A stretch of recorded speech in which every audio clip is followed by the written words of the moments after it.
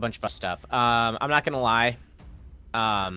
My notes weren't fully loading, so I couldn't remember what in the world the name of the northern part you guys weren't supposed to go was. So I just made up something on the fly, but I don't remember what that is. So I have what I was originally supposed to tell you guys.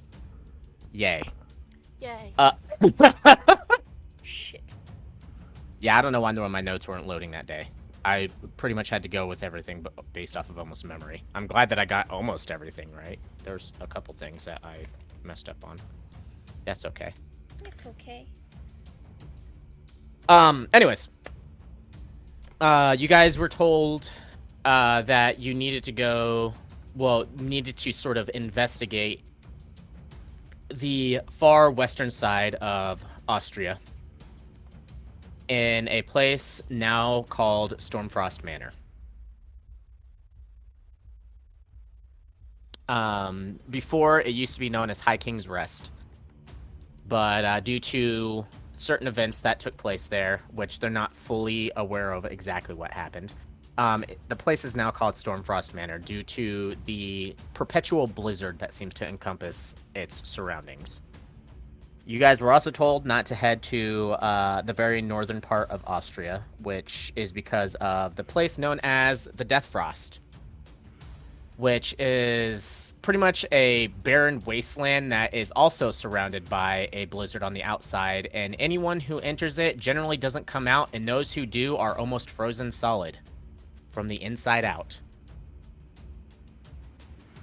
It's rumored that there is a strange-looking dragon-type being that has been seen around that area.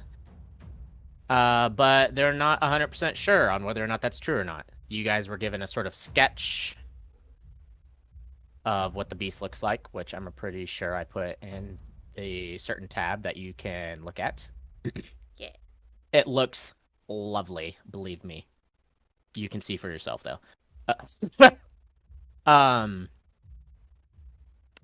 top of that, you were requested, after being given the use of an item, which you might see in your backpack now, because I gave it to you. It's Boots of the Winterlands, which you guys will be considered attuned to. By Yrsa the Ice Witch, you are to find her sister, Kari, and a sister. There's one problem with this, and the fact that the chief, Eric, has told you to stay away from the Wolf Princess if you ever come across her. She's generally not hostile, but that doesn't mean the fact that she won't attack you.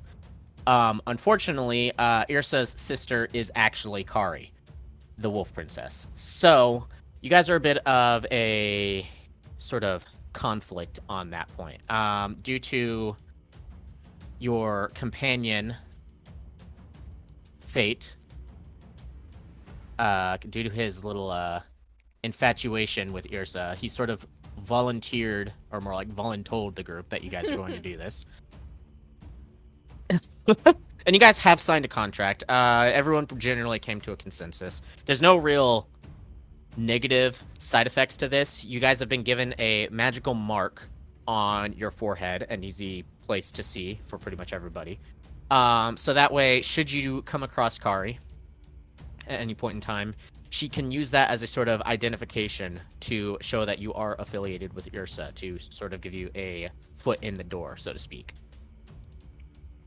Neat. On top of that, you've been told to watch out for some of the other clans, as pretty much every other clan in the north at this point in time is pretty much hostile to almost every other clan around it. And two of the major clans to really watch out for are the Ironhide and the Red Eagles. The Ironhide making their base more to the north in the mountains, and the Red Eagles more to the south, west. Pretty much on the other side, / partially in the forest itself. From what the chief has told you from their scouts, there's not really much beyond the forest, which I didn't tell you guys due to me sort of shirking around. Oh, not shirking. Dancing around the topic. The forest itself is called the Rhymewood. There's not a whole lot beyond the Rhymewood, civilization-wise, as far as what they know, but they generally don't go too far beyond the Rhymewood due to it being directly connected to the Frozen Fields, which is a place where, while looks like as if it might be somewhat safe, generally has a lot of hostile wildlife in that area. So once you're beyond the Rhymewood, you're kind of on your own, so to speak, knowledge-wise. You guys have been given a map, which I haven't gone over and used the map program yet, so I haven't exactly made just yet. I was actually going to do that today, Yeah, which, that's Dylan, fine. is the reason why I was going to talk to you and see if you wanted to grab me, like, immediately after D&D. He said, yeah, he can do that. He's muted. I know. It makes me sad. I will You're cry. muted on my 99 tears. screen. 99 tears of sadness. Ice cream sadness. Anyway. Hold on. Dylan is apparently not muted on his screen, but he is on here. That's weird. I'm not seeing He's- him being muted, but Yeah, he's not since he wasn't muted for talking. me. Yeah. That's. Anyways. Oh, See. wait. Is he saying things? Oh, It's not showing anything. Dylan, say hi. Weird. Yeah, I can't hear him. If you said Okay, it. let me mix with this sound stuff. Anyways, that's pretty much the gist of it. You guys have gotten a few more rations and stuff like that, some camping stuff, all that good stuff, in order to set out. And you guys were going to set out the very next day in order to continue your journey. The rations I bought are no longer in my inventory. I mean, I know I didn't mess couldn't with your carry them inventory. because I was gonna tell Zach. I was gonna be giving him because I can't carry it. I don't remember how much I bought. Cause I know. Well, I put it in Zach's backpack, so don't worry about that. Oh, okay. So you already did that. Yeah. Okay. I didn't know. Yeah. Thank you. It was 10 days worth. Yeah, just in case we, need it. Because we are going to be trekking on foot pretty much through an entire country. Yep. Yeah, oh god. And then Castron, I messaged you more stuff for your book. I know. I read it this morning and yeah. Interesting. Okay. Oh yeah, so interesting. I imagine you have something you might want to say to the whole entire party now. Oh yeah. So like, do that. Hold on, I'm sorry, I'm trying to find the thing to make sure I found the thing. Which I know I did, I just there it is, Reaper's Breath. So I guess we all got up and everything? Yeah, I would say the fact that you guys have pretty much like got all your, so to speak, shit together. Cool. Yeah. See if we can get. Well, actually. Let's see if I can, of course, whip up something. Yeah. See what I. Yeah. Shit. What you can make for fruit or breakfast? Yeah, I was gonna see if I can cruise around town, buy something for her around town, and then. Oh, actually, wait.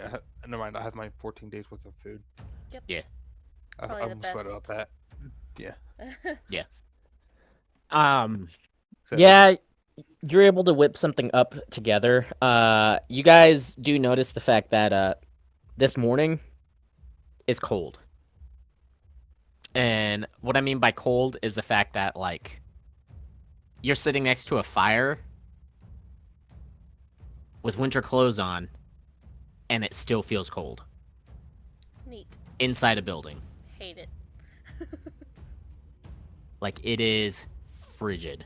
It is blisteringly cold. Ah. Ugh. Alright, well.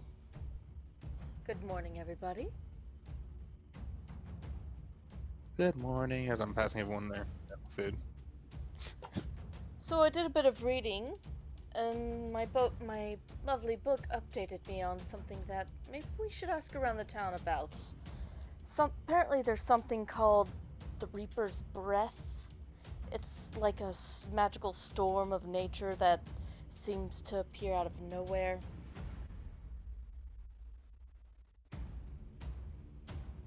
How does your book know that? I'm not really quite sure. It just occasionally will update me with fantastic news stories, and part of the reason why I wanted to come this way. Because one of the short stories is actually about that manor.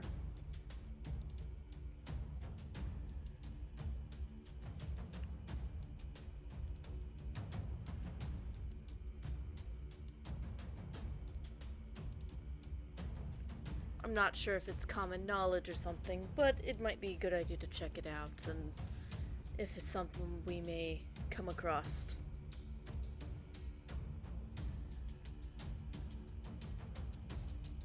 I mean, it wouldn't hurt.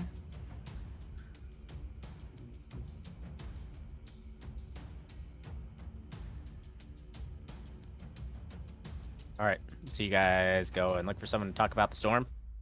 Yeah, sure. Everyone's so quiet. Let's start with the innkeep. Yeah, I thought I'd start with Keep. Yeah. Well, I don't know if Bon is okay here. Bastion is also yeah, Bastion's having mic technical issues. difficulties. Yeah, that's fine. I'm here. I'm just listening because I'm still trying to catch up from last time. Yeah. Welcome, Bond, to the cold. Yeah. There wasn't Yay. a whole lot. I mean, I guess you could say there was a whole lot, but there wasn't really, because I mean, you guys really don't know a whole lot more than what you knew before. I guess there was the entire story about how. Well, yeah, no, actually, that's important. I probably should go ahead and cover that real quick. Oh yeah. I almost blew that over. So there is a person that was on the ship that kind of told you guys a bit of a story. His name is Arnie. Great dude, great dude. A very great man. Oh, I should Anyways, find Arnie. Sorry, continue. besides the point. He told you guys a story pretty much about the fact that the previous pretty much Lord of Austria, the High King, tried to use the Heart of Earth in order to attain immortality, and tried to use the Heart of Water in order to sort of control the Heart of Flame as well, but something messed up along the ways, which caused the Heart of Flame to be severely weakened, which empowered the Heart of Water. These hearts are literally like embodiments of the elements, pretty much. They nourish the land and keep the seasonal rotations going. Due to the abuse of the Heart of Earth and the pretty much like almost destruction of the Heart of Fire, the Heart of Air and the Heart of Water were extremely empowered, but the spirits of air left the land, which is the reason why winter seems to be overtaking the entirety of the north, is because of the fact that the Heart of Water have been empowered so much that it is overpowering the other hearts. And the Heart of Fire is pretty much gone, and the Heart of Earth, as far as everyone is concerned, is no more as well. From what Arnie has told you is the fact that you're going to have to do one of two things in order to fix the situation in the north. That is to somehow rekindle the Heart of Fire in order to combat the Heart of Water, or to destroy the primordial elemental that is raging around in the country of Austria, which he figures would probably be sort of impossible for you to do either way, so he has no hope for you guys. But those are pretty much the two things that he told you you'd probably have to do, and that's what everyone pretty much knows right now. That's the long and short of it. Of course, there's a lot more RP in that entire thing, because I used this voice to talk the entire time, and it sort of started getting to my throat, so I didn't do it again. Well, you may have to do it again. I apologize. Nope. Oh, well, that's Arnie's fine. gone. He Damn died. it. No. Yep. Arnie. Old age. Sorry. I told you he was Shit. old. Anyways, no, I'm joking. So you guys talked to the innkeep. About I'm imagining what you have heard of Castron as being called the Reaper's Breath. Yes. Yes. Hearing this, the innkeep looks at you like as if you're dumb, and then looks at you again. Ah, you're not from the north, are you? No. That makes a whole lot more sense. Anyone from the north would already know about what the Reaper's Breath is, but you don't. So, I guess I could be a little nice and... Elijah just said he's not going to make it! I apologize. Fuck. Anyways, we can continue on a little bit. Fate's dead. Or just all the way. I don't really care. Anyways. So, he continues on. Since around, a few centuries back, maybe longer, not 100% sure, there's been a moaning on the wind sometimes. A wail, something along those lines. I'm not really sure. But it speaks of a wall, a white one, that approaches from the north. We call it the Reaper's Breath because anything that is encompassed within that storm that rages from the north dies.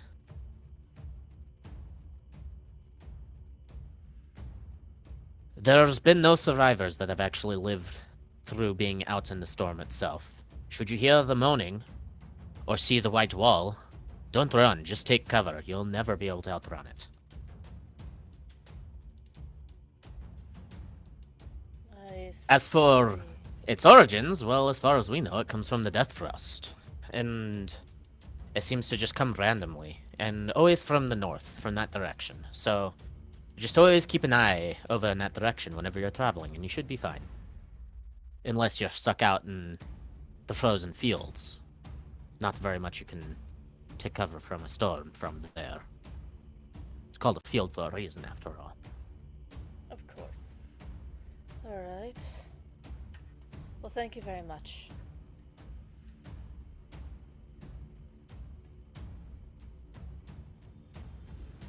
Just kind of nods to you and goes back to doing his job. Neat. Alright. So... guess I'll meet up with the group and inform them everything about the, Yay. yeah. No more Arnie. Ha! I mean, I could. Arnie the storyteller. I could go Anyways, find him.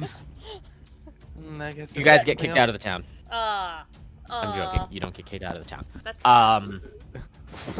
That's No, but you do have Gerald come and inform you of the fact that travel preparations have been completed.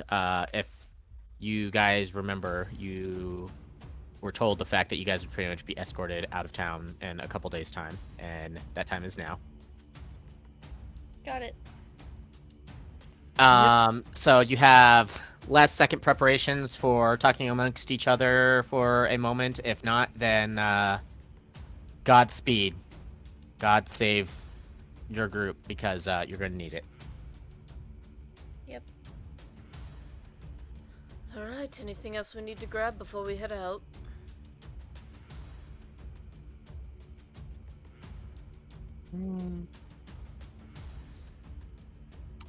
I can't think of anything. I suppose we just keep on moving then. Alright, let's head off. To the blistering Okay. cold we go.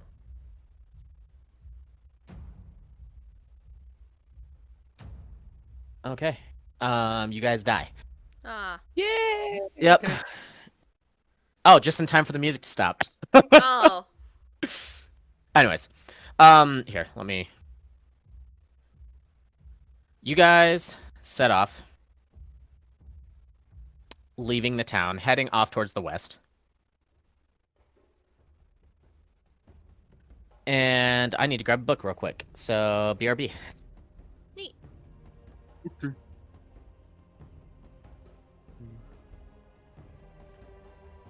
Absolutely cold out here. So you must be at home. Are you from blistering cold, or you just prefer the No. cold? I can just bear the cold a bit, but even I feel this is bone chilling. And it's not like I'm resistant to cold.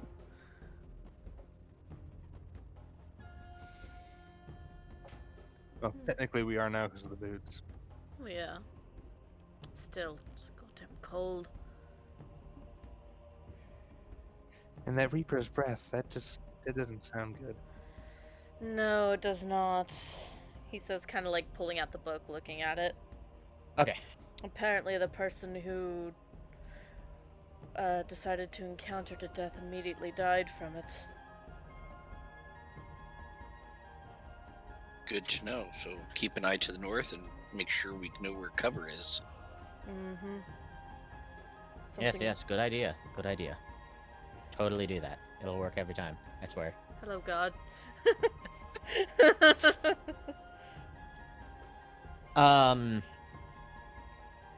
Alright. So,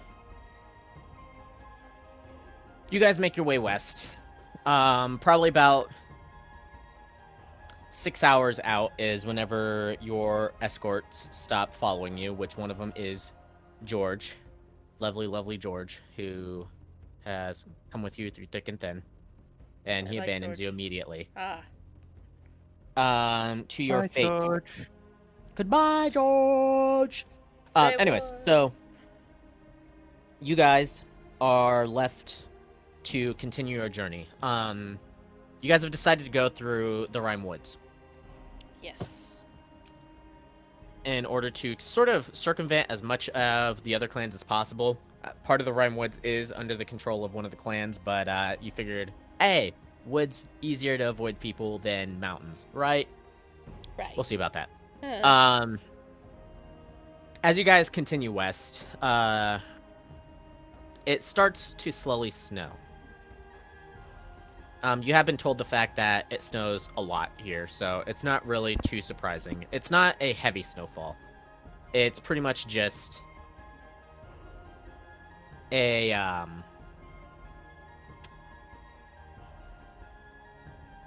I would say it's a light. It's not really a light snow, but it's not a heavy snow either. It's kind of one of those moderate snows with like large, fluffy snowflakes that look like as if they're freaking destroy you alive if a blizzard started.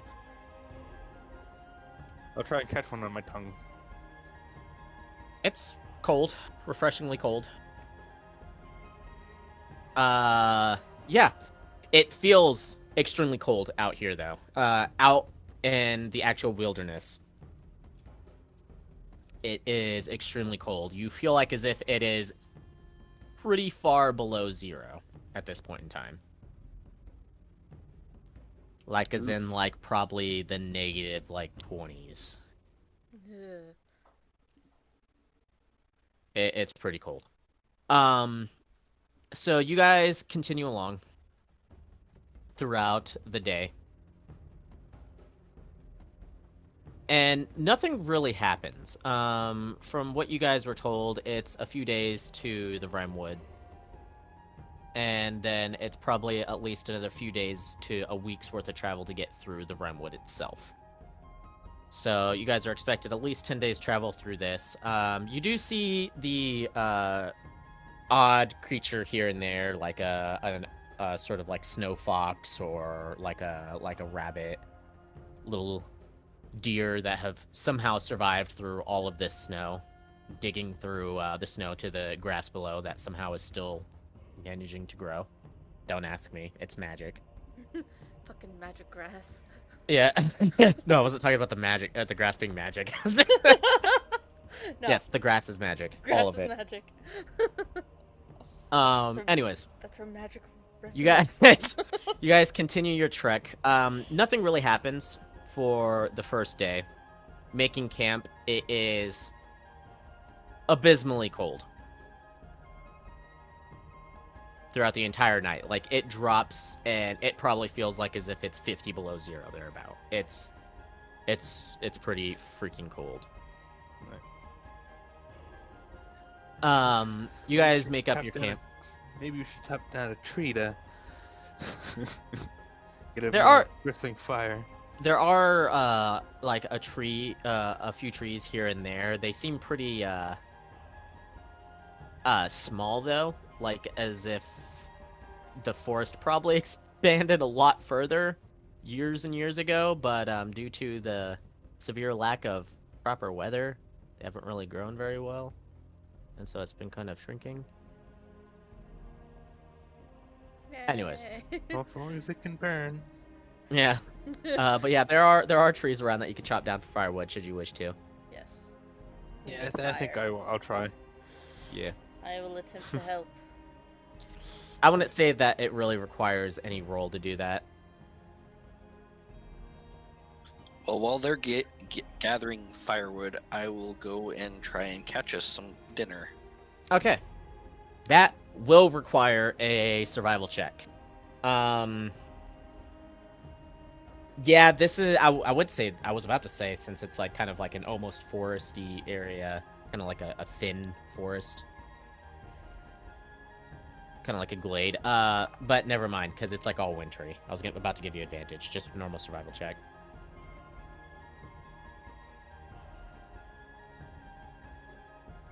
You're able to catch a rabbit. It's a bit difficult doing it. The snow is pretty deep off of the beaten road, which isn't really a road at all. It's more like just a place where there's less snow. But you do find something that catches your eye. There are these strange blue berries that are very reminiscent of raspberries. And despite all odds, they are for some reason not frozen. You're working. I will gather up the rabbit and some of the raspberries. Okay. So you do so. You get like a handful of these, if not more. It's sort of like a bushel of them, so you could technically get like probably a couple pounds worth of these berries. It looks like as if they're not very many of them are really eaten.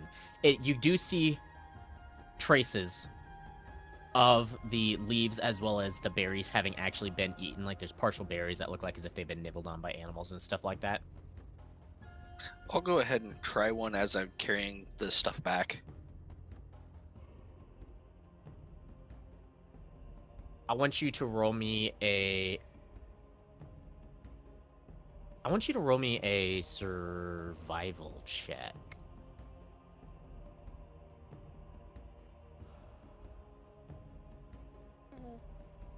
You eat the berry, and it has this strange, refreshing taste. It's not like I was about to say minty, but it's not minty at all. It has like a fruity taste. It's sort of like tangy, but it's almost like as if you're not really eating a berry. It's more almost like as if you took a sip of a juice instead. It's sort of like cold and refreshing. You have a feeling like as if something sort of changed. You feel like as if your body sort of changed whenever you ate it, but you're not 100% sure what may have caused that. After like another minute or two of walking, that strange feeling seems to sort of just like fade away, and nothing untoward happens to you. It doesn't seem like as if they're poison or anything like that. It was just weird. That's basically all I was checking for, is if they were poisonous, so Yeah. I'll just bring them back to the group. Yep, they're not poison. Berries growing in this weather? Yeah, they're interesting. When you bite them, it's more like you're drinking a juice, and it has some odd effects. Not poisonous, but I couldn't really tell what was going on. Odd. Eris is gonna nab one and pop it in her mouth. I guess I'll try one as well. All right, both of you roll me survival checks.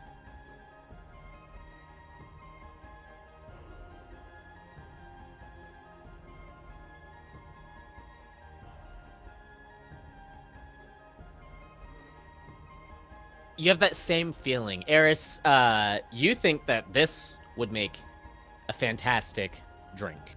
Like if this was distilled into, or fermented into a wine or something like that, or even just like pressed into a juice, it'd probably taste fantastic.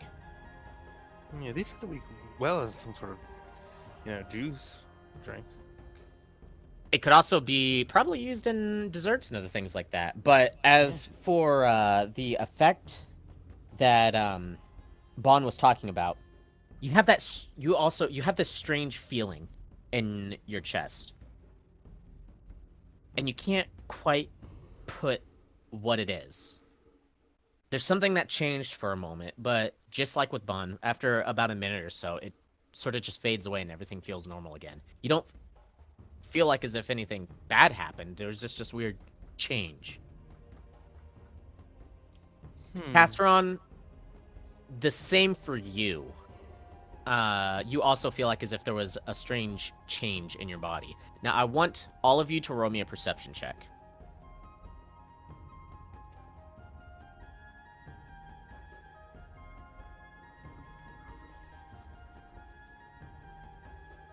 Okay. All of you notice this. As Castron and Eris try one of the berries, you see that they're kind of thinking. And as Eris starts talking about the fact that it would be good for making drinks and stuff like that, all of you notice something. And Eris, you notice this coming from Castron, is the fact that there's this strange silvery blue breath coming out whenever you're talking.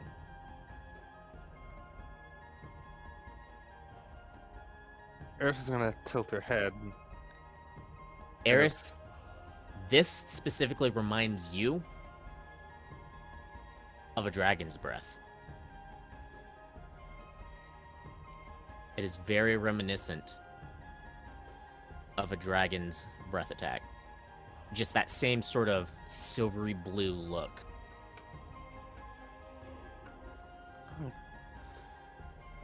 Kind of looks like a dragon's breath.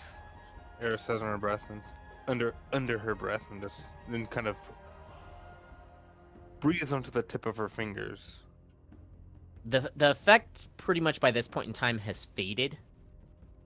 I want you in particular to roll me a Arcana check. Nice. Why am I good at Arcana checks? For fuck's sake? Yeah, you've actually rolled pretty high on a majority of the Arcana checks.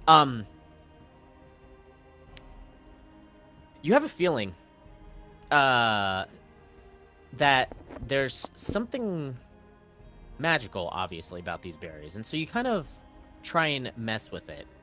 And you feel the same sort of cold energy that you feel from a lot of the spells that you harness. You have a feeling that distilled properly, or maybe even consumed in great amounts, it might give you something reminiscent of a dragon's cold breath attack. These could come in handy, actually. If consumed in a large enough amount or distilled properly, we could probably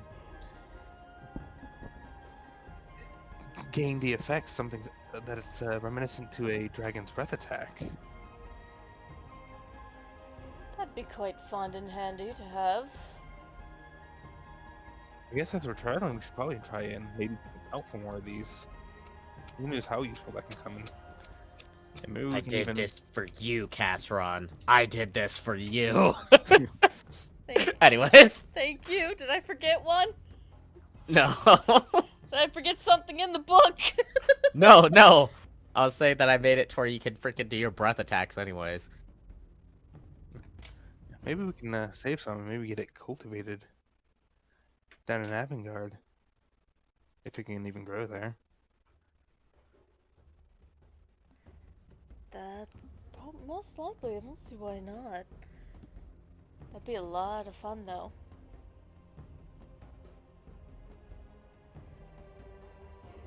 Probably wouldn't come in too much handy up in the north where everything's, you know, cold though. Yeah, but later. Anyways, so yeah, you guys discover magical berries. You don't know what they're called.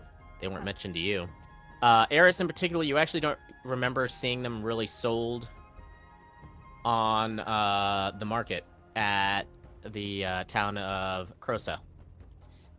You don't know if these are common or uncommon or just nobody cares about them. Who knows?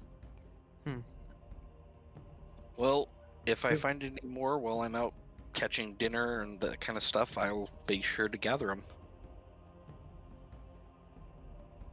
Thank you. All right. So you guys cook up a modest dinner. I'm gonna make use of that rabbit.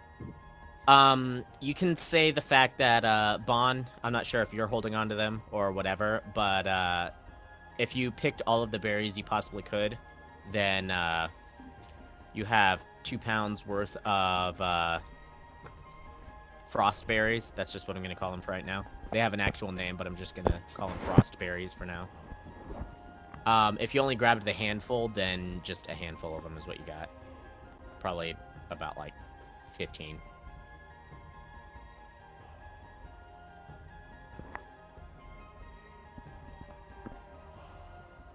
£2 of berries, though. That's a lot of berries. That's a lot of berries. Berry Town. Appreciate my berry giving. I Anyways, appreciate it. so you guys post up. I'm gonna already say there's nothing that happens tonight. Don't worry. Yay. It's so fucking Next cold. day, It's still so fucking cold. you guys wake up to it feeling even colder as you hear not really like severe winds, but you hear the winds of a storm. And getting up out of the tents and packing everything up, it has started snowing more heavily. I look for that wall they told us to look for. Winter storm already. This is just a normal storm. Like I said, you guys would have heard the moaning wail of it. It's pretty obvious. Okay.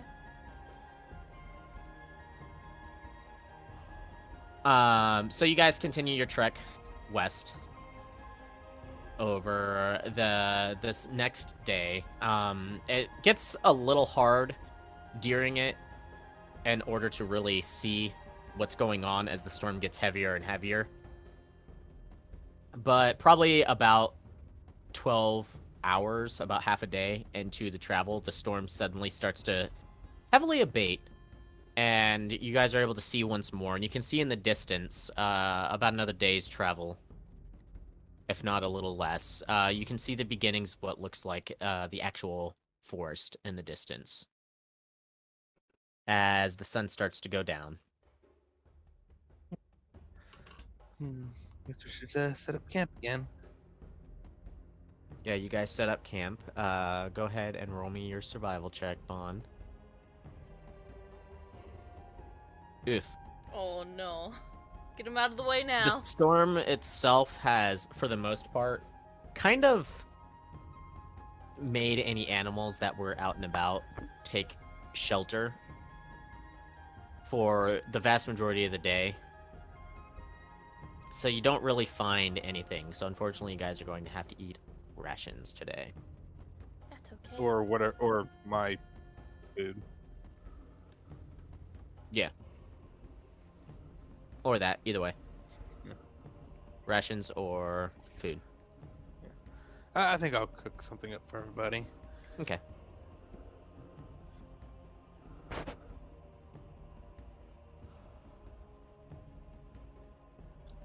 I should have researched like what kinds of foods. Oh well, I could make. Um.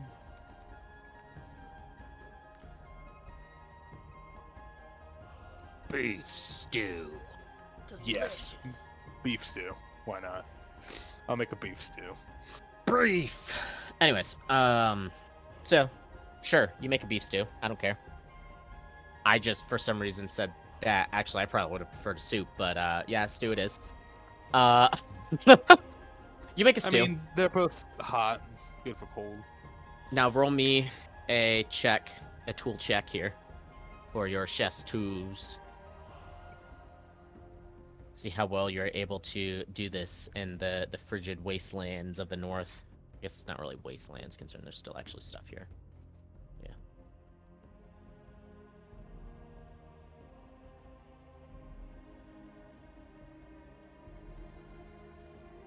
And, As we're traveling, is there any new each night? Any new fancy like any more writing in my book, or at least lettering that's like slowly popped up? no, not so far. Darn. It's only been 2 days. Yeah. You're able to do some pretty nice work with this. It's a bit tough getting the water to actually boil because of how freaking cold it is. And then to actually keep it simmered takes a little bit more effort than normal for doing it all. Some of the ingredient, well, you don't have to worry about really anything actually going bad, as pretty much all the ingredients are for the most part frozen. So it makes that also a little bit difficult because you're pretty much having to defrost them in the stew itself.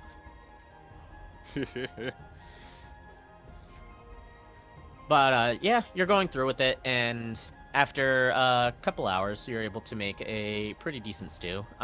Normally stews take a lot longer than that to actually make, but I mean, hey, you ain't got all the time in the world. Nope.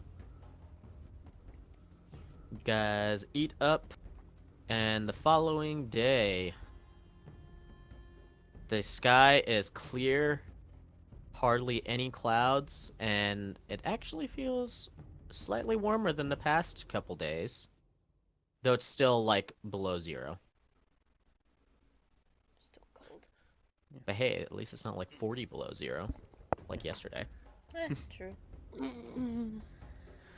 Stressing after getting up from the tent. Oh, at least it doesn't feel as cold as the day before. And we're almost to the woods. Yep. You guys continue your trek. And then you guys die. No, you continue your trek over the next... pretty much the vast majority of the day. It starts to hit sundown once more as you reach the very edge of the Rime Woods. And you have a kind of clear idea about why it's probably called the Rime Woods. None of the trees so far have really had leaves on it, but it was kind of throwing you off as you were approaching this forest from the distance, as it obviously looked like as if they had leaves. But they weren't the leaves that you were familiar with, like the pine needles and stuff like that. No, they were actually actual leaves. And it kind of threw you off because it almost looked like as if they were made of snow. But no, they're like silvery white leaves on all of the trees. Huh. I try and take one. Yeah, I was about to say, I'm gonna touch one. Make a Constitution check. Ah, great. Or save, I guess I should say. Oh, wow. No, I made a bad save. The fuck? I rolled that, bitch. There we go. Eris, you don't take any of this damage because I can't really half one. Since you're resistant. I think you're resistant to cold damage right now, aren't you? Because of the boots, yeah. Yeah. And Castron, you pass it, but you guys touch the leaves, and Eris, you kind of feel like a sting A sensation that from the cold, a sensation you're not familiar with due to your heritage as a draconic sorcerer of the silver variety. But you feel like as if the cold was almost too much for you to handle. And Casseron, that's like the same for you. You kind of like are about to touch it and your fingers just brush it for a moment before you hear Eris kind of give out a hiss of pain, and you stop for a moment just shy of touching it. But you feel this intense cold from it. Interesting. Alright. Yeah, don't touch the leaves. Yeah. Actually, Eris, wanna know something fun? Huh? Apparently this forest used to be called the Greenwood. Well, maybe way in the past, Well, before yeah. it froze over. But now it's almost as if the leaves became themselves just super froze or something. Well, yeah, because of probably the weather and everything that's happened. Still, kind of interesting looking at this, knowing it used to be called that. It's not only that, but you also notice the fact that upon closer inspection, you guys have seen trees that have white bark. After all, birch does exist. But these ones are different. Upon closer inspection, I haven't gotten so close to the trees themselves. The bark itself seems almost like as if it's ice. Like you can see through the bark to the actual trunk of the tree itself, which is like this pure kind of snowy white, like as if it's also coated in snow or ice. I wipe it. Like, I take my sleeve and kind of, like, wipe at, like, the trunk, see if any of it, like, kind of peels off or brushes away. Your shirt gets stuck to the trunk. No! Shit. Eris, help me! Someone! Please don't rip the shirt. I'm gonna have to boil It some water. don't worry. Yeah. It takes a little bit of effort, but you're able to kind of like slowly kind of like peel away from it. But you see like a layer of frost on your sleeve from where you did that. Alright, don't touch the trees. The trees are just frozen. Ugh. Bon, I want you to roll me another survival, and Bastion, I want you to roll me a history. I'm gonna yeah. Bon, this is obviously not natural. Even if the weather was cold, it wouldn't cause the trees to be like this. You have a feeling that it has probably something to do with the fact that the elemental forces are out of balance. Like, completely out of balance. And due to that, the elemental forces of water have pretty much permeated a large, vast majority of the land, which you have a feeling is probably, as you've looked at the berries from before and the trees now, as well as the strange phenomenon that there seems to still be grass somehow growing in some weird way, you have a feeling that it's probably affecting the very growth of nature at this point in time. On top of that, due to how high you rolled,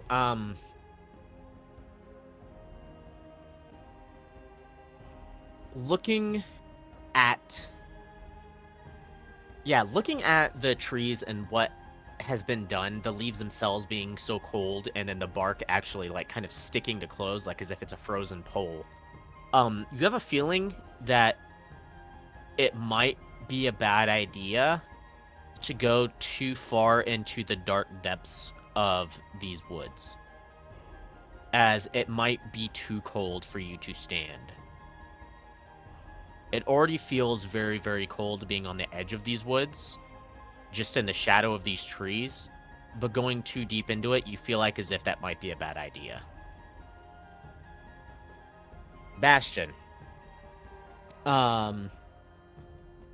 Within the libraries of Avengarde, It's not something that would technically be really in the temple, but your character is an avid reader, so there's a very high chance that you probably read one of these books. It's said that there are different courts in the Feywilds. And one of them is the Unseelie Court. The court of sort of, you can say of as fall and winter. Supposedly, in parts of the Feywild, there are forests that are very similar to this. Though you're not 100% sure if that is just hearsay or actual facts, as it was from just a story that you read. And it was never validated on whether or not it was truth or fiction.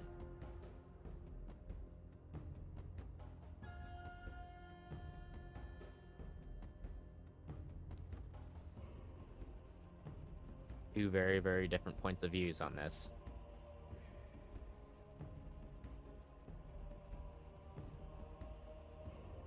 You tell. Okay.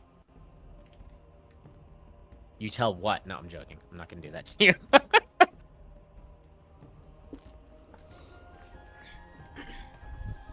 yeah, so you guys are told of the fact that, I'm not sure if Bon shares his side of it. But Bastion does tell you about the fact that, he has heard of tales saying of forests in the Feywilds of the Unseelie courts that are kind of similar to this. Cold, deadly, very unwelcoming of strangers. Yeah, I wouldn't suggest going too deep into this forest. I can already feel the cold coming off of these trees. So The elements around here are really out of order. So no matter what, we should probably just go around them. yeah, just hug the edge. You do know the fact that you can travel through the woods. Just from what they're saying, it's probably best not to go too much into the depths of it. Stay more along the supposed paths that exist, so to speak. Got it. Alright.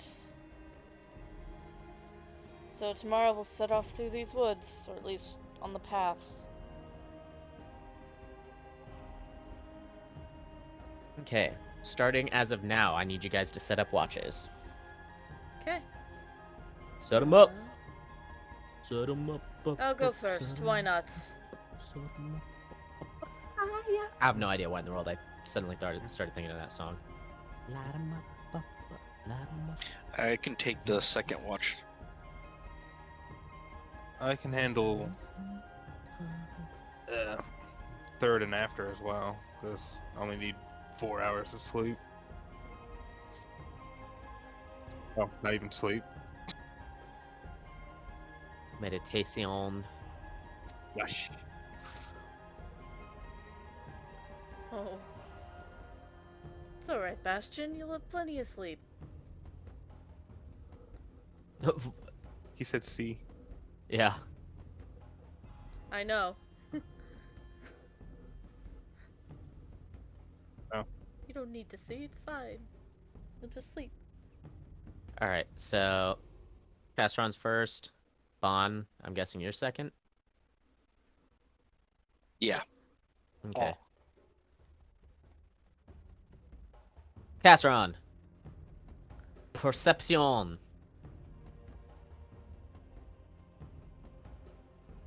6. No, wait, 9. That's a 9. As the sun goes down and you guys have eaten and retired, Castron, you are left to your own whimsies. It's cold. You don't like the cold. It sucks. Hate it. Everything kind of sucks.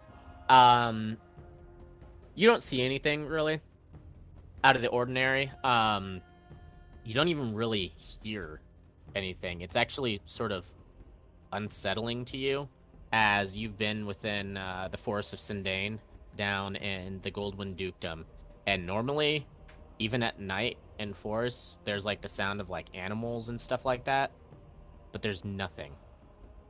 In fact, there's hardly even any wind. There's like every once in a while, like kind of like the rustle of branches as a slight breeze goes through. But other than that, there's like nothing. It God, is this is eerie. very unnerving. But your watch goes by. Nothing's out of the ordinary. You go through it. It's fine. You wake up. Poor Bon. Good morning, Bun. Time for your watch. Nothing Wakey, really out of wakey. the ordinary, but it's eerie. It's quiet. This isn't natural for forests, but that's all I can tell. Good to know. I'll keep watch. I go to So, bed. Casteron, you retire. Bon, roll me your perception. Natural 20. Nice. You were kind of put on edge a little bit. And like Casteron said before, it's unnerving. You've also been in forests around nature a lot, things like that. This is not the way a forest should ever be. As you're keeping watch, you do notice something, which kind of throws you off a little bit, as you didn't think that you'd really have to look this high, but you kind of just glanced out of nowhere. You felt like as if something was watching you, and you glanced out of nowhere. And not in the trees, not even before the trees, but above the trees. It looks like as if slightly off in the distance, there are two glowing yellow eyes that seem to be watching you. And it wouldn't be nearly as unnerving if it didn't look like as if it belonged to a giant creature that was standing inside the forest, looking over the treetops towards you. You don't feel hostility,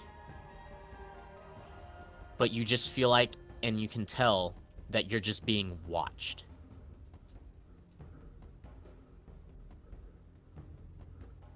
Not feeling the hostility, Bon will just nod his head in acknowledgement and just kind of go back to his regular watch.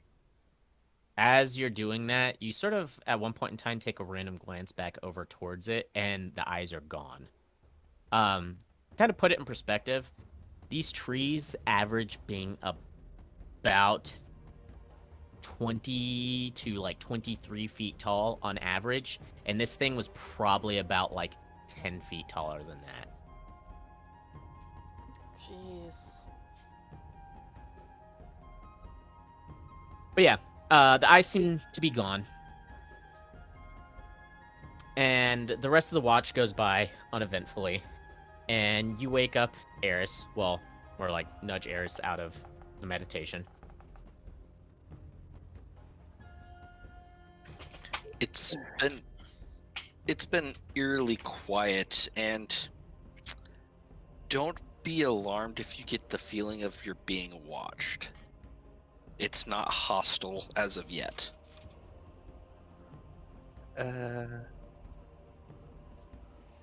Okay.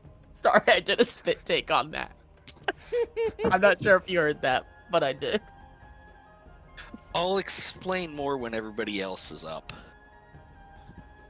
Oh, man. I'll take your word for it. Spit Eric's stuff all just, over you my know- desk. All right, I gotta go get a towel just a second. No. Yeah, Eris is gonna be a little on edge. No.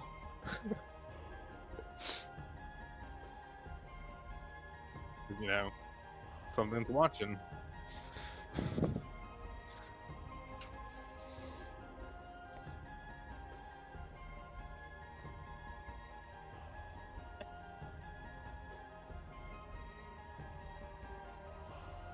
Oh god, just the way that was said.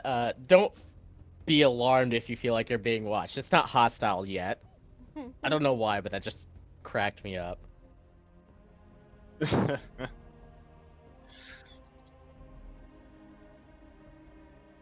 Don't worry, you're just being stalked. It's fine.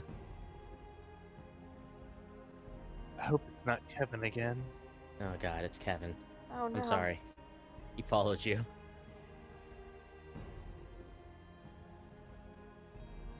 Oh, I know who it actually. Well, never mind. That wouldn't make any sense for how tall he is.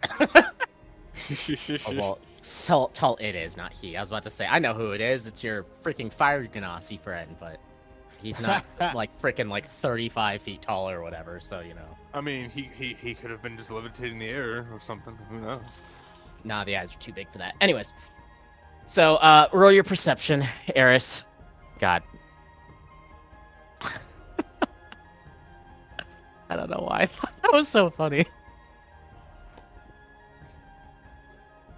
I'm tired. Anyways, Yeah, Eris is just gonna try keeping it on, you know,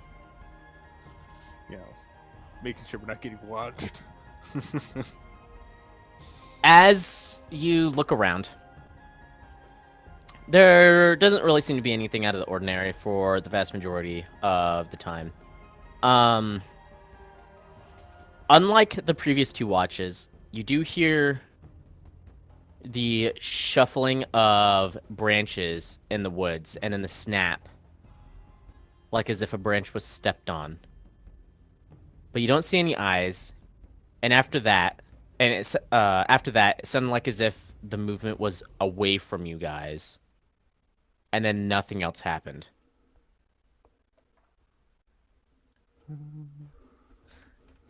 Nothing happens for the rest of your watch. And morning rises once more, and you survive another day. Eris is gonna prepare food.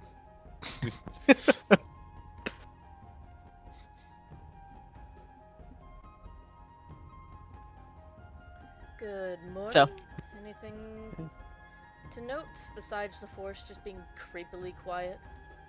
Well, I did hear movement and a snapping of a branch, but it seemed like it was away from us. Well, that's new. And Bond said something about us being watched. Yeah, something quite large. All I could really see was its glowing eyes, but it didn't feel any hostile towards us. More of like just watching over the forest. Interesting. Can I do a history check or something to like try and figure out what that might be?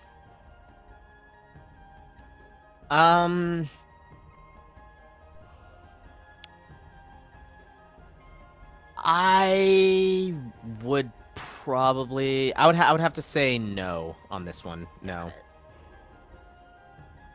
No. Yeah, I'd have to say no for being able to do that. That's fine.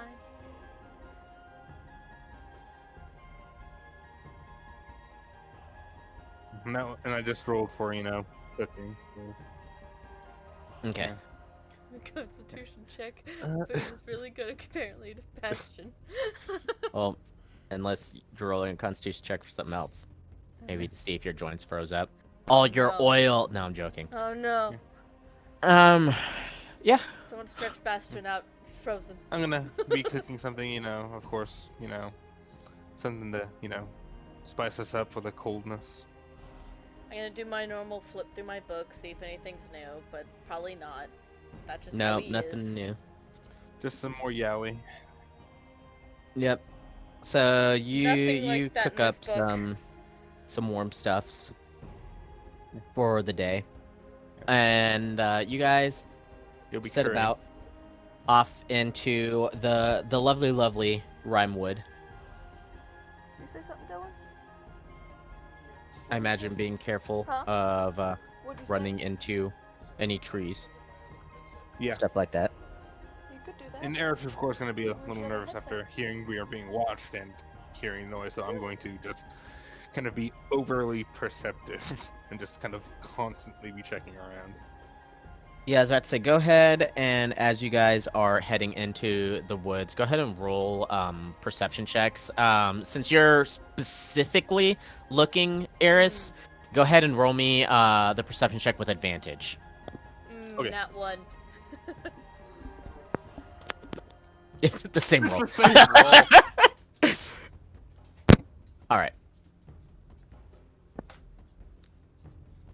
So, as you guys are heading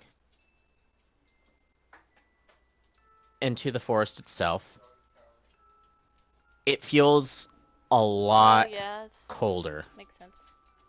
There's like a under snow. the boughs of the trees. The day itself is Go lay down. clear. There's no snow or anything like that. There's very, very light wind that you can't really feel within the woods itself. But it feels absurdly cold. Like probably like around Yeah. like 70 below zero kind of cold. I think I we think can we can hear Dylan now. And as you guys are traveling through, you guys are kind of looking around. Bon, you notice that there does seem to be some wildlife here and there. From what you can tell, there's like some rabbits, some foxes, things like that, that you sometimes spot every once in a while as you travel through. But the weirdest thing to you is the fact that these trees are obviously not safe to touch. But for some reason, there's freaking squirrels on the trees. And these squirrels are absurdly fluffy looking. Like, they look closer to, like, a freaking hamster that is stupidly overweight. They look more like a freaking walking puffball than anything. And their fur is, like, white and silvery gray. But they make almost no noise whatsoever as they're going across the trees and jumping in between them and stuff like that.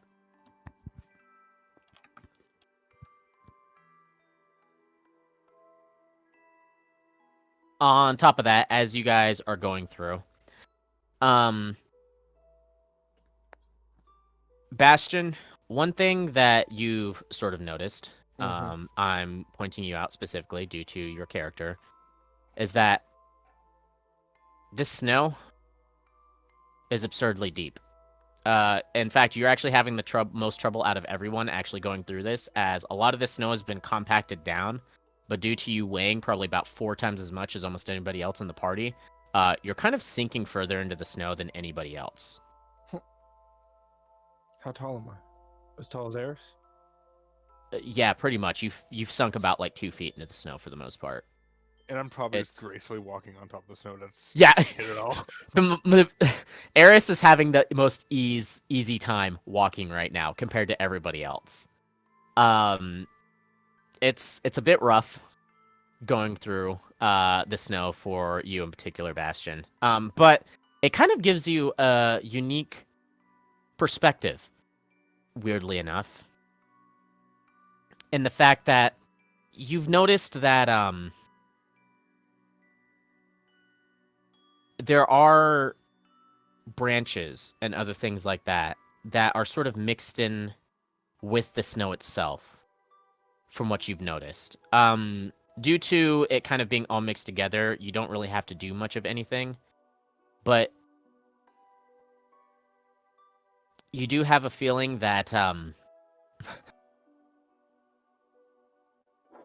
in the more heavily forested areas, it might be a little dangerous to trek through for you due to there being an absurd amount of these cold branches and some such. You're sort of in a more lightly forested area, like every once in a while you can kind of see through up to the sky. There's like it's like pretty much like a dappled sun dappled path, spotlights of sun and everything like that. But yeah, you feel like as if due to your weight, it might be dangerous for you to travel in the more thicker areas of the forest. Not even caring about the cold so much as just the fact that the trees themselves seem to be sort of dangerous, and you might not be able to avoid them, even if you wanted to.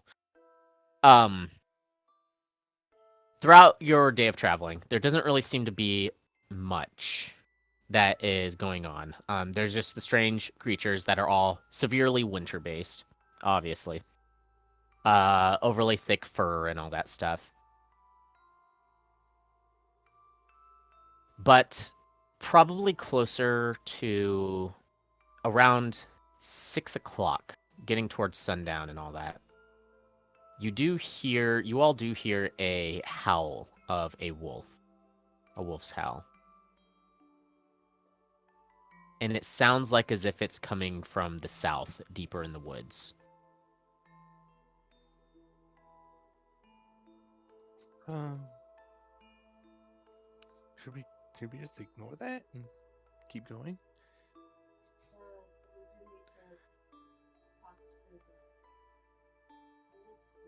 Princess.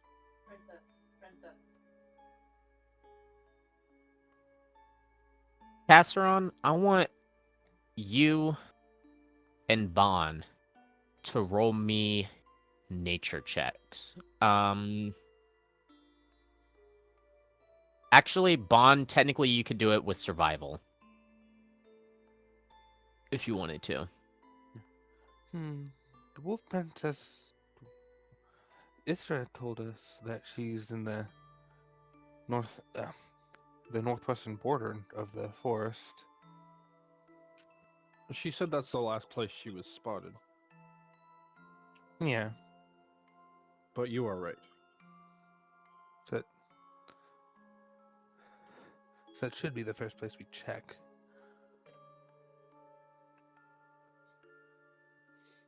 I kind of just want to go Casseron, deeper in the woods. Casseron, these are not... this howl isn't like the wolves that you're used to hearing, but then again, obviously, a lot of these creatures that seem to be around here, the wildlife around here, are not like any of the wildlife that you've seen normally in a forest.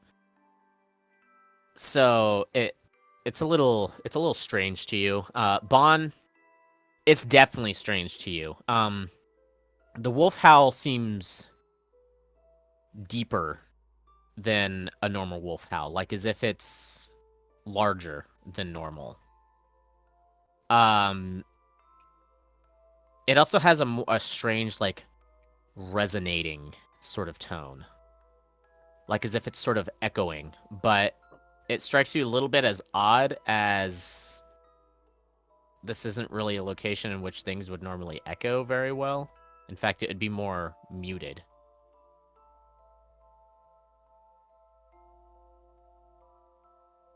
It just doesn't seem natural to you. Well, whatever kind of wolf it is, it sounds large.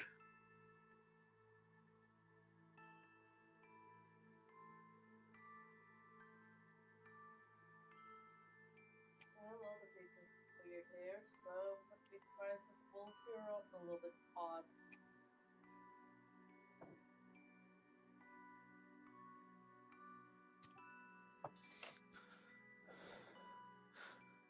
Though you'd think with the sparsity of food, they'd be probably smaller to conserve energy. Not all there.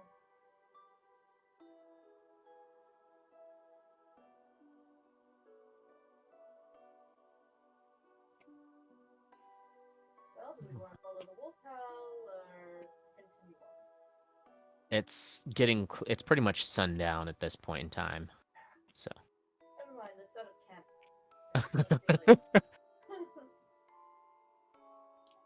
Yeah, set up camp.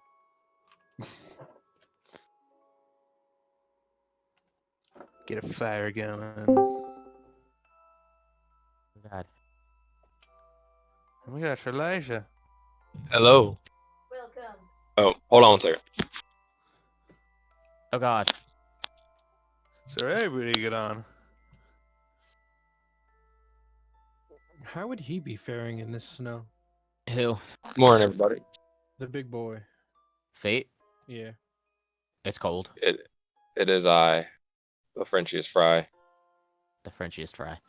Well, remember fate lost weight, so he probably won't be sinking as far as Nope, knowing I their didn't. bond. Yeah, I was Uh, gonna say he said he did not lose weight, so Yeah, I tried. It didn't work. Oh, well, if that's the case, then yeah, he's sinking down. it's part of his personality. He can't lose it. You're not allowed to lose your personality. Only personality you got. Anyways, so you guys set up camp. Bon, now that you've actually seen animals and more animals, it's a lot easier for you to actually capture stuff. Not only that, but you've actually found more of those frost berries. Not as many as you did the first time. You feel like as if you might have been a little lucky. But across this entire thing, you find probably about half a pound more of the berries, and you're able to catch 3 of the squirrels. On top of that, though, you do find a strange silvery leaf. Well, I can't really say leaf. Silvery, like herb sort of thing, like a grass that seems to be poking out from the snow. Digging around, it's extremely long, and it's not like anything you've ever seen before. You just sort of take notice of it, because it sort of looks like grass, except for the fact that it's sticking out of like 5 feet of snow. And then B, you've come across some already weird wildlife and vegetation, and so why not investigate it? Yep, I'll gather some up and proceed to, if I can, do my best to skin and keep the fur off of these squirrels. Yeah, with your survival, I would say the fact that you're able to do that. It's pretty freaking fluffy. It would probably catch you quite the nice price down south. Not only that, but they actually look very, very nice. But yeah, so you catch them. Eris, you have quite the variety to work with today. Of course, you have more of the frost berries, should you wish to use any of those. Then, of course, you have squirrels, and they have this strange new silver herb. I'm gonna take a look at the herb. How many of those squirrels were there again? There was 3 of them.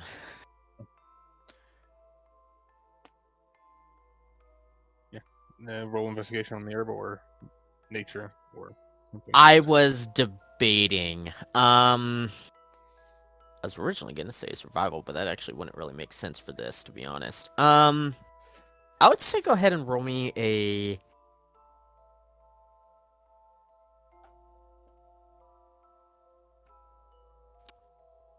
I'm going to change something up a little bit. Just a second. I'm going to have. Go ahead and roll me an Arcana check, but I've switched your Arcana to be done with Charisma for this one because this is strictly affiliated with the cold. Okay. I feel like that should be the case for spellcasters, is if you're using Arcana, then it should probably be affiliated with your freaking spellcasting type. Anyways. Yeah. You feel a sort of resonating energy within this thing, like as if it's filled with like the magical cold energy. Unlike with the berries, though, this one seems more menacing in nature. You feel like as if it could be harmful, not to the touch, but you feel like as if ingesting it might be a bad idea. The cold energy seems a lot more compacted in this one and harmful compared to the berries. Where the berries, there was a slight amount of it that seemed to almost enhance them. This one seems almost too much for the body to handle. Someone that's resistant to the cold might be able to take it, but those not resistant to it would probably be hard pressed to actually be able to consume one of these herbs. I don't think we can eat the herb. It seems kind of like the berries. It seems to have cold energy, but it seems to be a bit more compressed.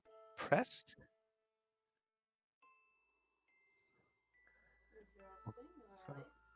But it'd probably be harmful if we were to ingest it, unless we had like a natural affinity towards the cold.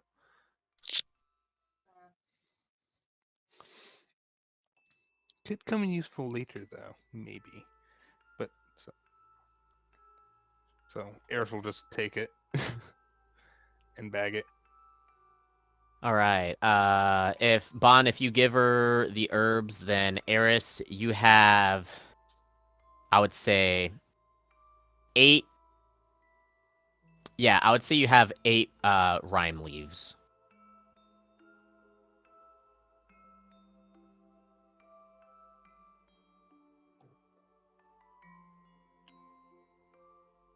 I was gonna say rhyme blades, but then that might sound like as if it's a weapon. I will cook up the squirrels. Okay. I wonder, would these squirrels be enough to feed 5 people? Not without having some other things added in, like possibly some other forage. That's the reason I was saying, like, if you want to use some of the berries and some other things, like spicing it up, maybe making like another soup or stew. Yeah, I'll probably make it into a nice squirrel soup. Difficult to hear you now, Casseron. I know. Bond, did you happen to get any pelts from these squirrels?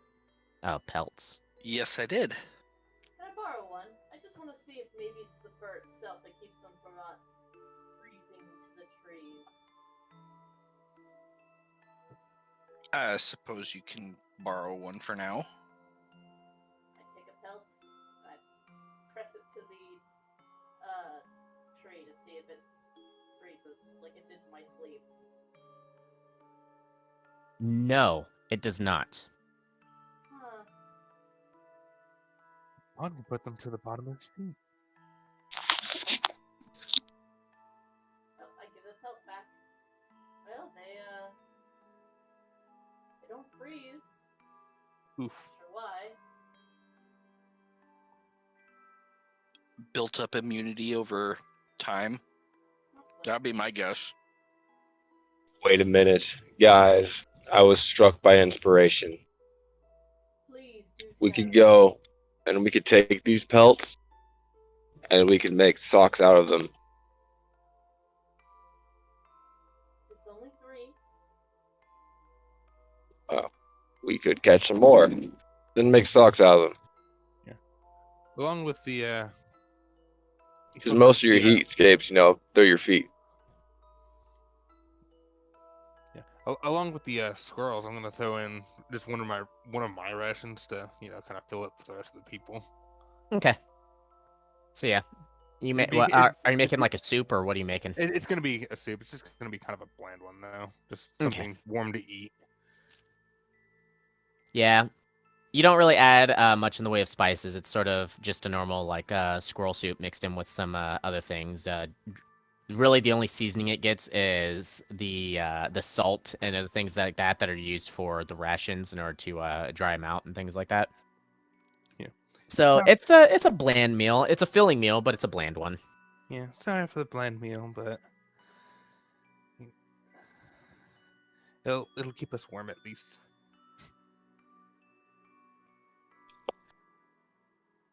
Well, thank you. Phaeton hails it. Says it was good enough. So, as you guys have had everything set up and eaten, at this point in time, night has fallen. Doing your watches. Casseron, go ahead and roll me your perception for the first watch.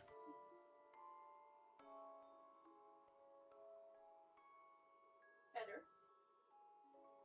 Yeah, you've heard what the other watches have had to say, and you've heard some stuff going throughout the day. Since you're sort of in the wood itself, you can't really look as much. It's a lot darker inside the woods than it was outside of it. So you're more reliant on hearing. Yeah, but I know. the light from the moon helps but now you don't have that, so it's harder to see.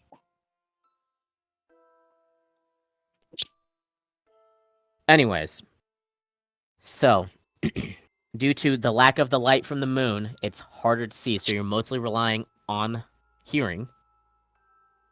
But as you're going through that, you don't hear anything. There's not really anything to be seen. You can't really keep watch above to see if the giant figure that was watching you guys previously before you started heading into the woods is watching you again. Treetops are sort of in the way of that. But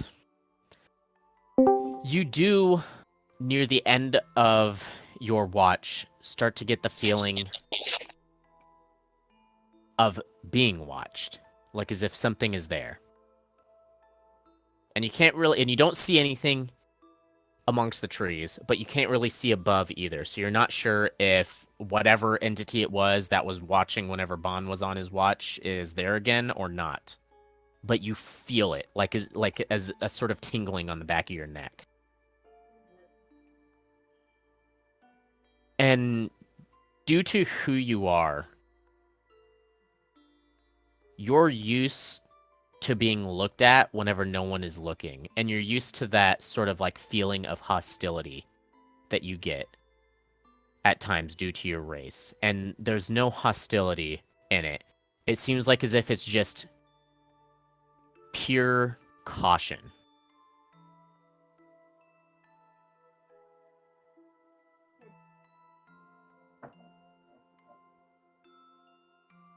And that's all for your entire watch. And then Bon. Good morning, Bon. Well, good watch. Nothing really to note, but the feeling of being watched is back. Doesn't seem to be malicious, just seems cautious. Sounds about right. Well, have fun. Go to bed.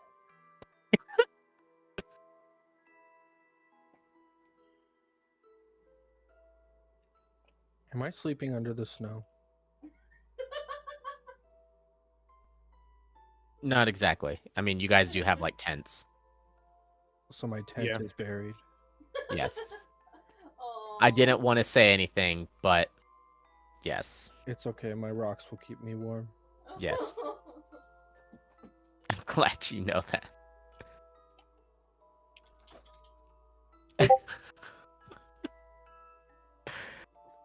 Anyways.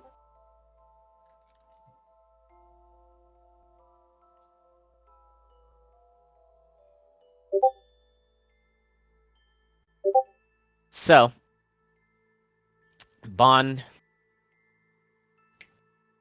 you start keeping watch after being told that, yeah, weird looky feel is back. You don't feel this at all. In fact, you actually start to hear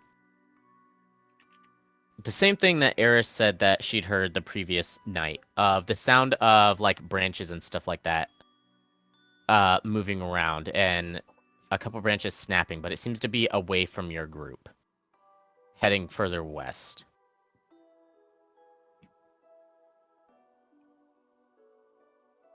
And after a while, it fades away. And there's nothing.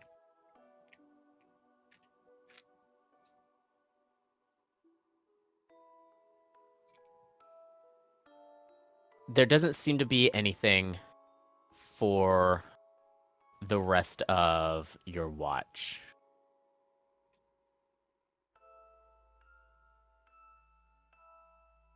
As I'm imagining you go and wake up Eris at this point in time. Yep. As you go to wake up Eris, you notice the fact that Bond's tent seems to be weirdly sunk inwards.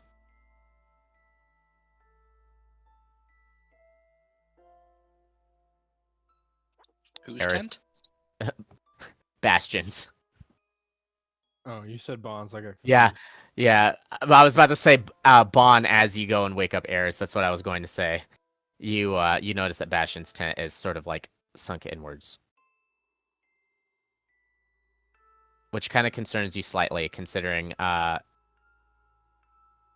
that's sort of where you're also supposed to sleep, along with Casseron, and Casseron is supposedly in that tent. I like to think Casson slowly over the time rolled over. It was on the same side somewhat. It's leaning against Bastion. We're all going down together. So you wake up, Eris, who had the unfortunate loss of rock, paper, scissors of being stuck with fate. Or maybe for the better. After all, fate would warm up anybody's tent, right? Sure. Yeah. All that fat heat, just like a bear. Yeah. Yeah. Blubber. Yep. Anyways, so Eris, you roll your perception. And Just some noises off towards the west leaving away from us, but other than that, it's been pretty quiet. Alrighty.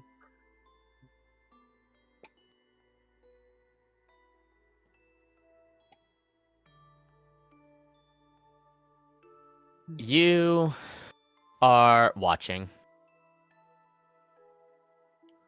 And there's no sounds whatsoever. There's just the creaking of branches every once in a while, as before, from slight wind and stuff like that. But there's no sounds of animals or anything like that. You don't see anything.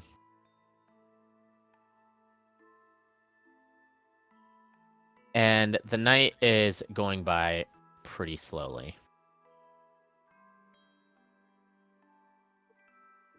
So quiet. And as you say that,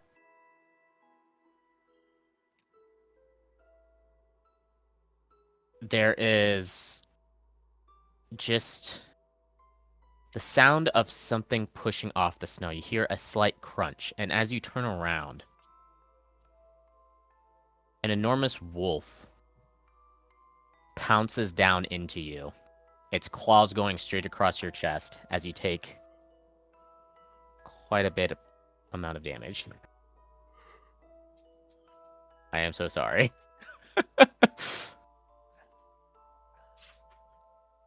You take 16 points of damage as I rolled a natural 20 to hit you. Ow. That's letting out a scream. Yes, you all awaken to Eris screaming out in pain.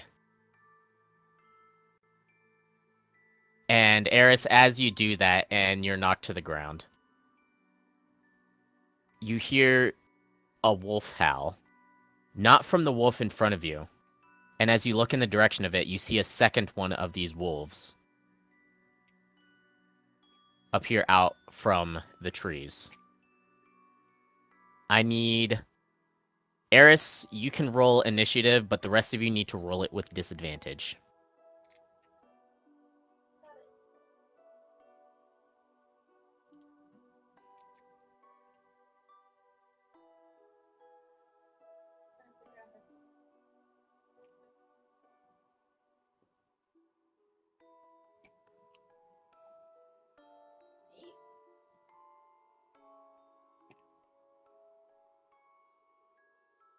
Yep, I didn't mean to do that.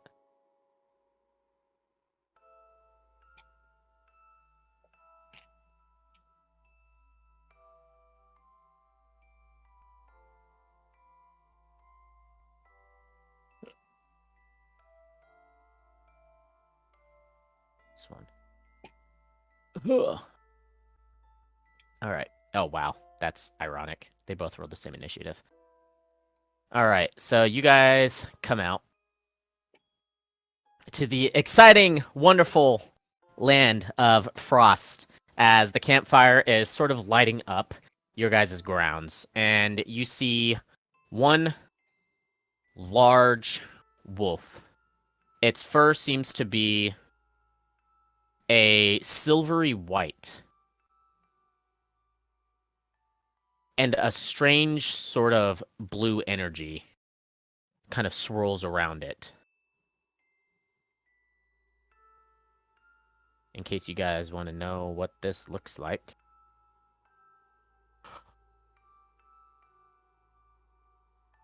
There you go.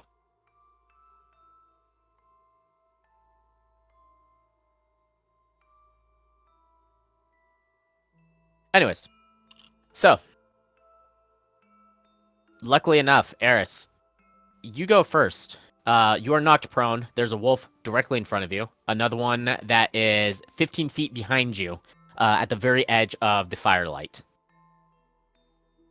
The rest of your group is pretty much on the other side of the wolf, 10 feet away.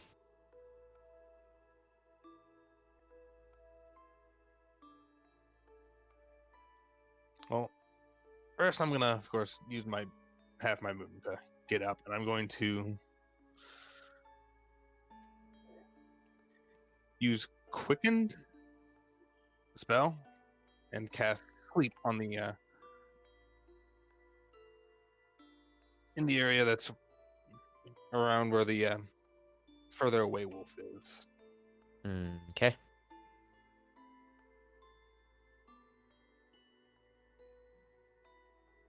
A hit me swear.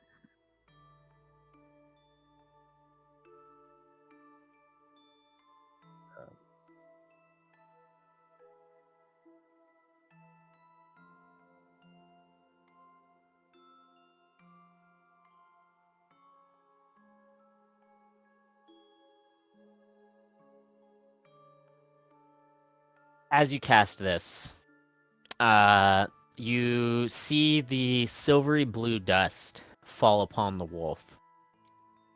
And as it does so, the wolf kind of staggers a bit before it shakes it off and looks to you. And you hear out of its mouth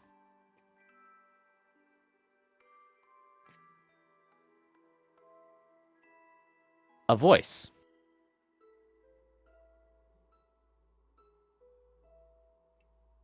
Puny human, your spells will not work upon us. You will pay for your transgressions of trespassing into our woods. It speaks in common.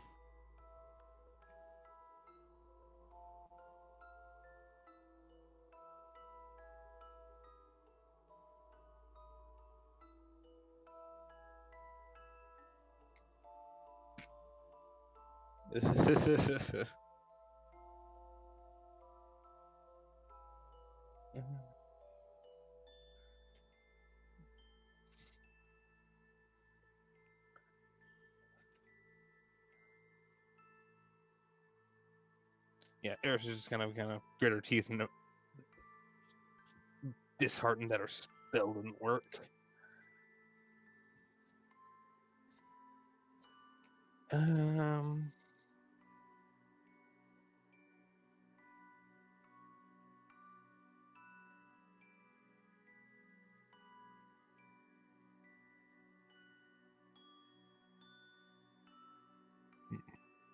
Let's go with my action.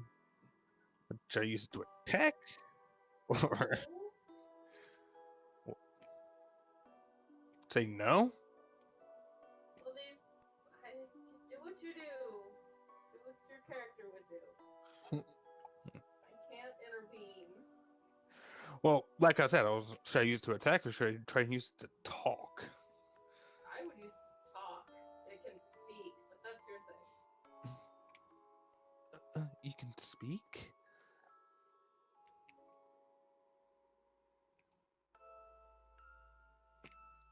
We apologize for trespassing.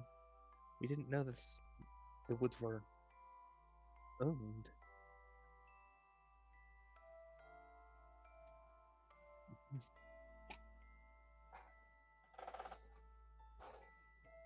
Our pack has owned these woods for many turns. Many turns of the moon. and yet your kind consistently trespass. We will tolerate it no longer. We're foreign from this land. It matters not. Oof.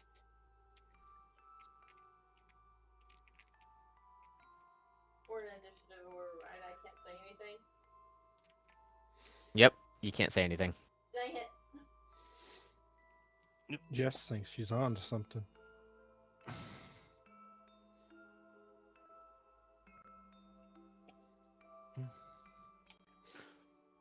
Well, I basically use my action to talk, so I'm just going to.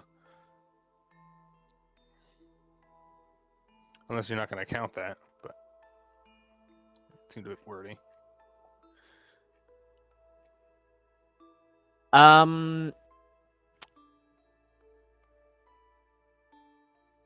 Yeah, since it was a little bit too wordy, I was gonna say I could count it as a free action, but because of how wordy it was, I'll have to consider it an action.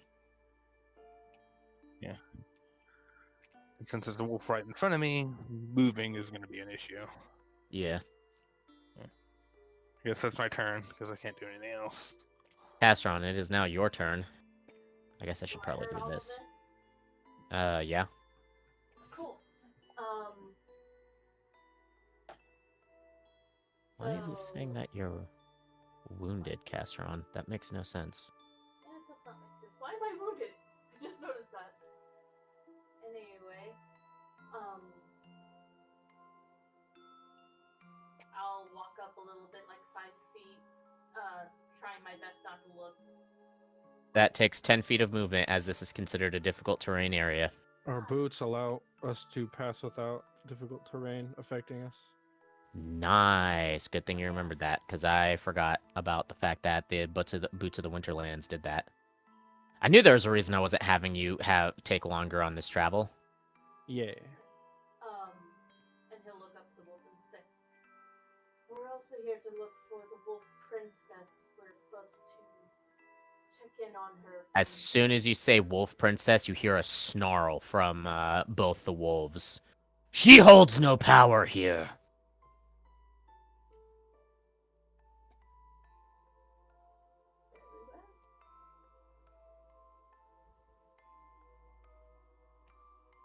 She holds no power there, then I guess we... Nothing else to say.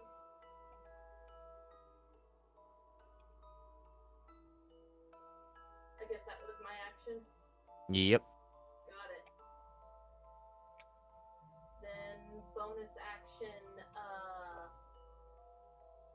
where is it? Alright, I know you, I have you. Is that a different character?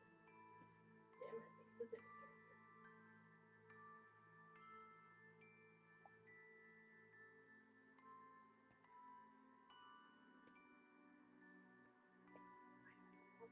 Bonus. There it is. Aha! Well then I will go ahead and cast Spiritual Weapon as my bonus. Okay.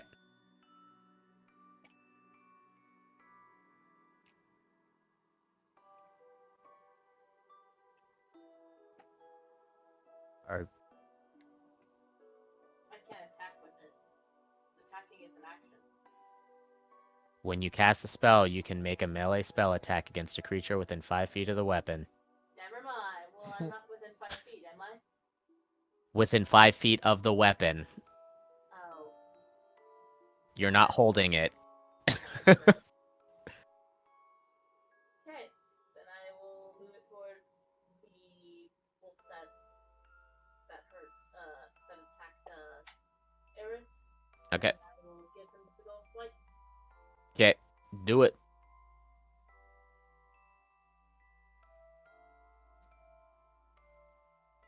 Oh yeah, I guess you guys technically don't have the target Not thing. Target.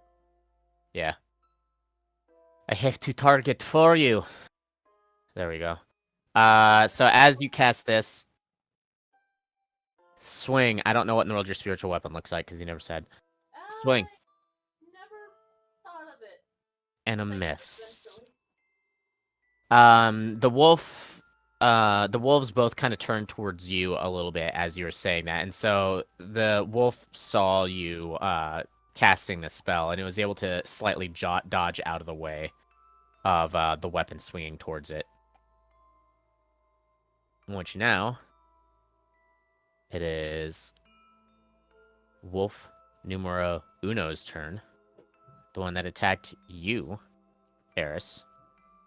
And it actually sort of like dodges around behind you.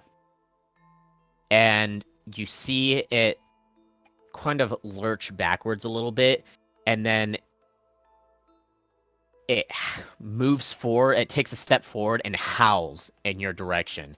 And you see this sort of whirlwind of snow and ice come out from its mouth. I need you and everyone else to make a dexterity saving throw.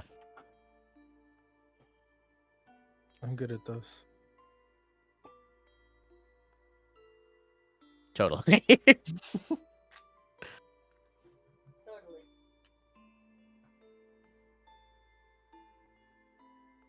Are you trying to hop in, Fate? I'm waiting on some guy. He's supposed to come, and I might have to hop out if he gets here, but I haven't heard anything for him, so I'm just kind of waiting. Sorry. All right. So, boom.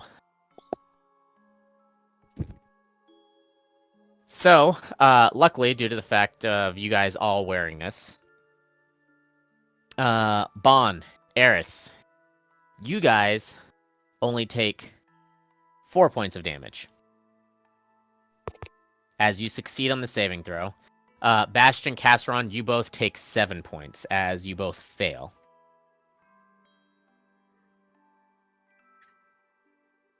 Glad I didn't take the full 7 because that would have maxed me. I know, right?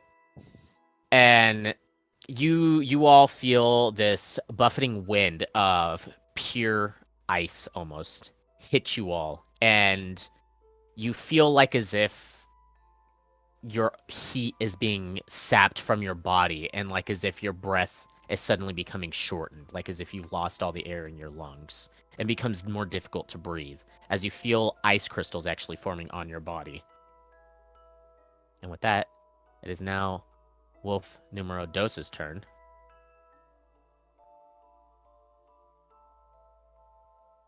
And it runs up right beside you, my friend, Eris. And he goes, nom nom nom no. It doesn't do that. Well, I mean, I guess technically it kind of does. Yeah. Well, I'm going to shield myself. Probably a good idea. Huh. That was a 19.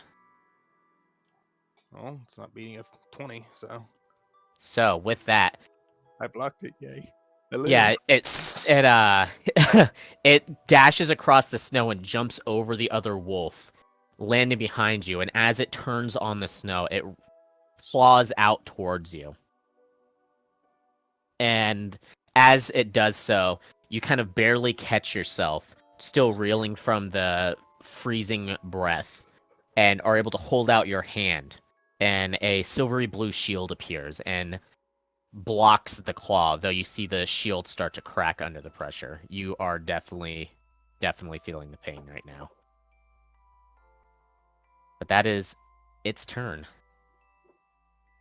From there, Bon, it is now your turn. Eris is under a harsh assault right now, and these wolves don't seem to give a rat's ass on whether or not you are not intending to intrude on their territory or not. Well, let's just try to kill them and turn them into food.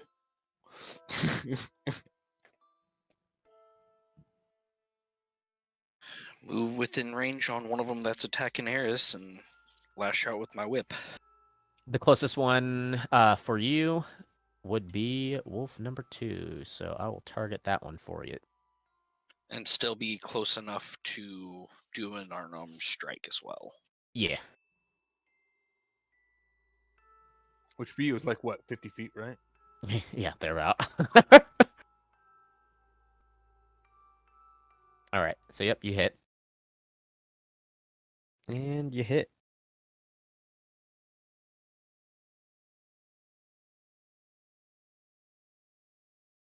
All right.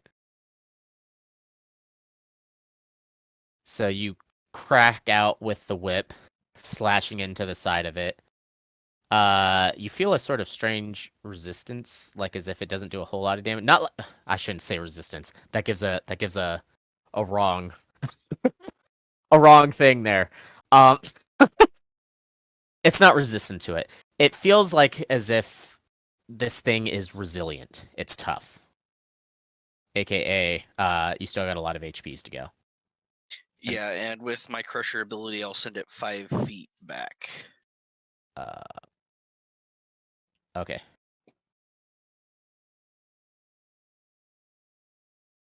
Pancake stopped playing music. It's sort of unnerving. Pancake, why? Don't do this to me, Pancake. Oops. That is not what I meant to do. Why in the world did it copy that? I tried to play something that I wasn't supposed to play. Play this for me, Pankeku. Thank you, Pankeku. All right. Pankake. Pankeku! All right, so you start beating the crap out of this wolf, and it gives you a mean glare. It looks not happy with you. Bastion, it's your turn. Good luck. You still move with disadvantage. Oh I'm joking. no. I'm joking, you don't. Why are all of you hurt? We just got hit with a breath attack. Oh, yeah, okay. Never mind. I forgot about that already. I told you I'm tired. Bruh. I was just like, what the hell? I want to run up and try and wedge myself as best as possible in between Eris and Wolfies. Not that that's going to actually work, but You are able to stand next to Eris, where Wolf Numero Dos once occupied. and I want to target Eris and use Cure Wounds. Okay. And target. Activated. Okay. There we go. You feel Yeah, Eris, life please, being breathed back into you yeah. as you just get bitch slapped by the grace of God. yeah, God, Eris, I fucking love that. I'm sorry. Eris, gives a little bit of a relieving sigh. And I then I need want to- to turn to the Bastion. wolves and call them gross. Fair. They look offended for some reason.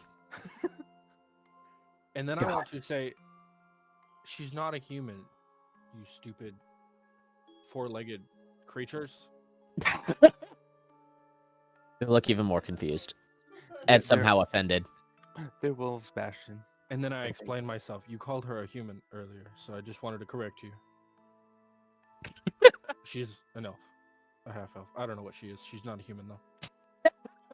Now they look even more confused. I'm a dragony elf. Yeah, what she God. said.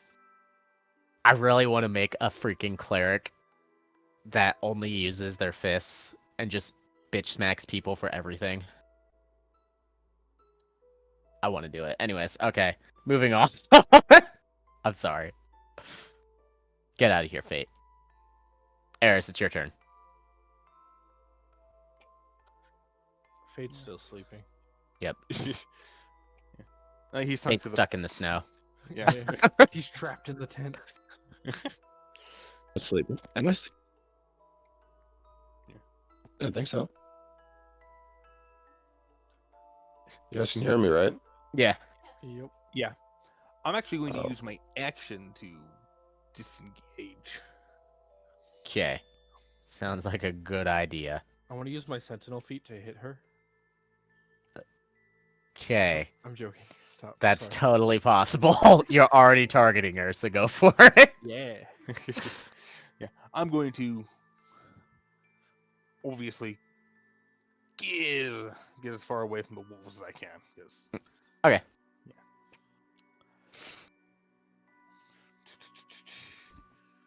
see, what can I do? I could try and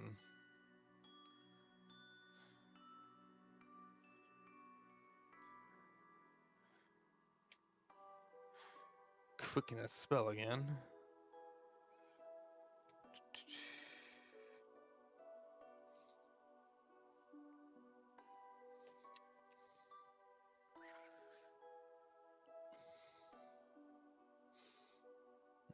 I won't do that though.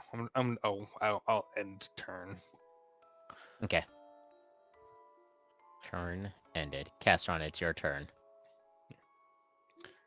Because I've already had to use 2 first level slots and a Yep. sorcerer point.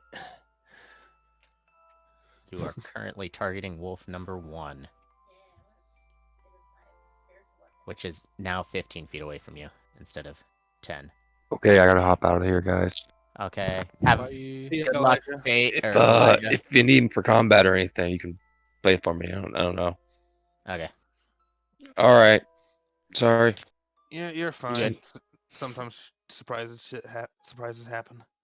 Yep. All right. Deuces. Deuce. See ya. Is you hit. You hit. It's a hit. It's Fire a tasty, and then you tasty miss. hit. Fire. I missed. Fired again. And I missed. I missed both times. And then you missed. Yeah, I'm not sure if I told you, but I actually did finally watch that episode of Game Grumps. Oh, yeah? Yeah. Well done. Isn't... Correct me if I'm wrong, but isn't spiritual weapon supposed to do plus spellcasting ability modifier? Yeah, it's supposed to do that. God dang it. Fantasy Grounds. Yeah. Every time you add a new spell, I recommend looking at its options and everything. Make sure everything's in order.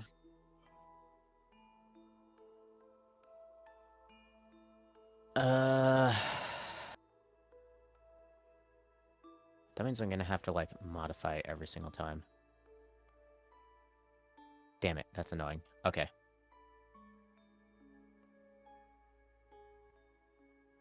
And I don't mean, like, I'm gonna have to modify your thing. I just mean...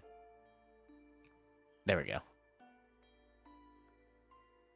So, for that, I'll just add on the plus, yeah, automatically. But, oops, I accidentally... I accidentally just made it to where you did 44 damage to that person. That was not what you just did. So that was your bonus action.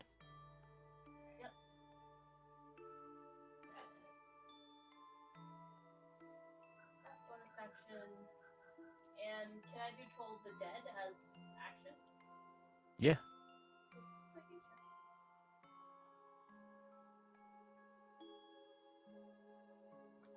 It succeeded. Okay, so does not take any damage then. Unfortunately not. Wait, Yep. fuck, that succeeded with a 19? Yeah. Shit. Okay. It just rolled high. Oh, It rolled the 19. You're right. Sorry, ignore me.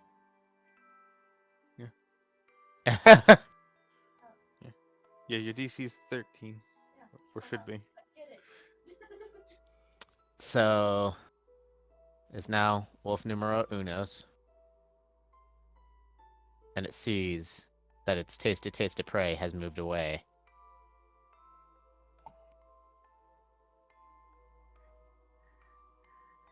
And it's going to make a check here.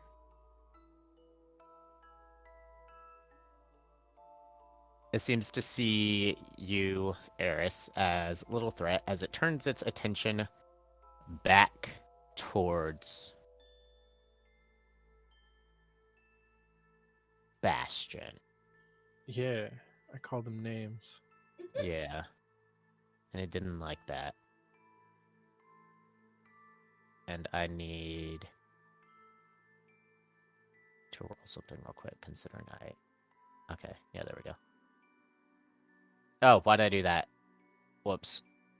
I don't know why in the world I did that. But anyways. It attacks with a 20. I forgot to target you. Damn it. Bastion, why do you make everything difficult? I'm sorry. I didn't do it. I know. It hits you. Oh my god, it actually hit you. I don't remember it. Yay. No, that's not good. No. But it hits you. And it does 6 points of damage. I don't know why I rolled that in the hidden thing, so you actually didn't see it, but it did 6 points of damage, so... There you go. And now you have to make a strength save. Oh, You succeeded. my bad. Good thing I rolled for you. It could have ended bad. So you succeeded. And it's wolf number 2's. And it also looks at you, Eris. And then she's like, tiny prey, not worth the time. And it turns back towards Bastion. And it also attacks you, my friend. Yeah. And it rolled a 25. That one's stronger, guys. Yeah. And it does 9 points of damage to you. And you rolled a natural 20 as you stand there like a freaking rock. I want to laugh at them. You do it. Thanks, Ha, Ezra. ha. Yeah. No, you laugh at him, and the wolf looks confused. Like, genuinely confused. Like, what the freaking hell? You're supposed to go down, and you didn't, and now I don't know what's going on. And Bon, it is now your turn. You're targeting wolf number 2. Which now is messing Bastion up. Hardcore.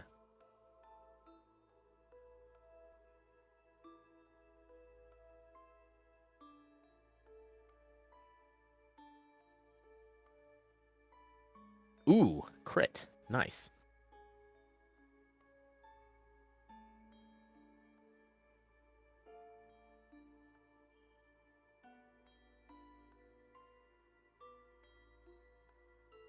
Technically supposed to be the other way around, but that's okay. Yeah, it did it itself that way, which is weird. I think it's because it goes based off of the last roll, and the last I roll believe was a so crit. too.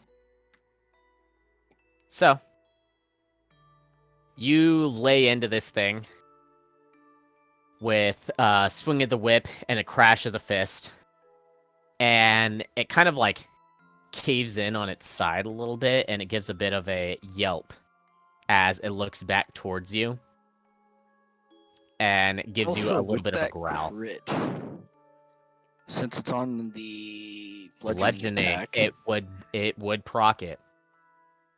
attack rolls against the creature are made with advantage until the start of my next turn. Yep.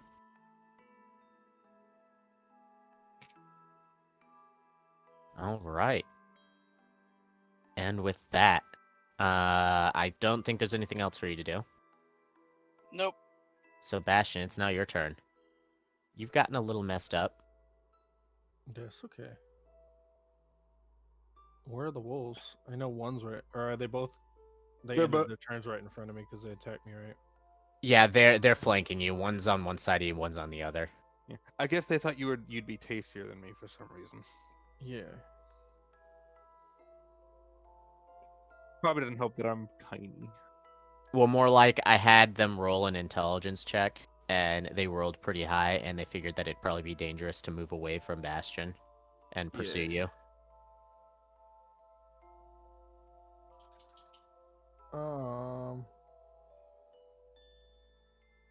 Is wolf number 2 flanked since he's behind me by like someone else, like Bond? No, Bon is too far away because he's doing stuff with reach. Ah. I'm alone. Yep, you're all alone. There's no one here beside you. But you can attack wolf number 2 with advantage due to the crusher feat. Yeah.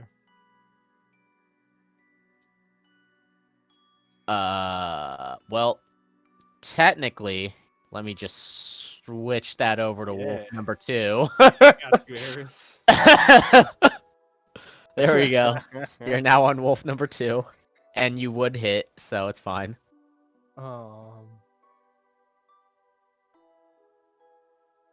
And then can I use 2 first level spell slots to do the other more damage stuff that I don't have a button for? Are you talking about Smite? Yeah. You can only do it one at a time, so you could use a first level spell slot to smite. Oh, I thought you could stack them. No. What you could do is you could use Searing Smite Yeah, I thought and about then it, smite on top of it. but I already attacked, so I can't use Searing Smite. Yeah.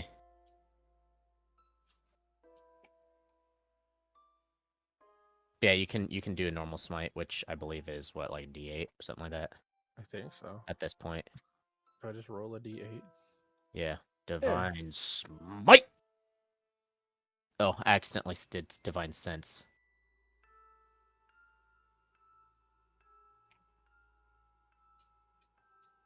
Oh, it's 2d8. Oh. I lied. Nice. I Are there any bonuses to that, like charisma modifier? No, not at the moment. Imagine if you crit though. That'd be 4d8. True. So you'd be rolling 6d8. Messing this wolf up. Would have died. And Pankeku died again. I'm so sad. Oh no, Pankeku, Pankaku. why are you doing this to I me? wanted him to pankake on my face. Pankeku, why do you do this? It's fine. I got to play again. Oh, it's because I didn't repeat it. That's okay. I did this time. So you go, Bastion. And now it's Eris's turn. Eris, you were left alone. Bastion's taking all the fire for you. These wolves don't look happy. In fact, they look very mean. Bastion was calling them names. Very. Thank you, Bastion.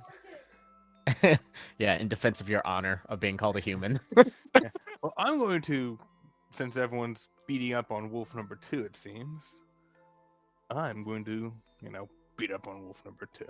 Okay. I'm going to target him. Sounds pretty And I'm good. going to, Let me target him real quick. oh, Boom. Okay. Targeted. and blue crackling energy just wraps around my hand as I then, I point towards at wolf number 2, and I'm going to fire my Eldritch Blast, or as I'm Got it. going to call it, Draconic Blast. Go for it. So it slams into it. And it dies. No. I know you wish it died, but it doesn't die. Go ahead and roll that damage. Okay. As it hurted. Chipping away at it. One spell at a time. Yeah.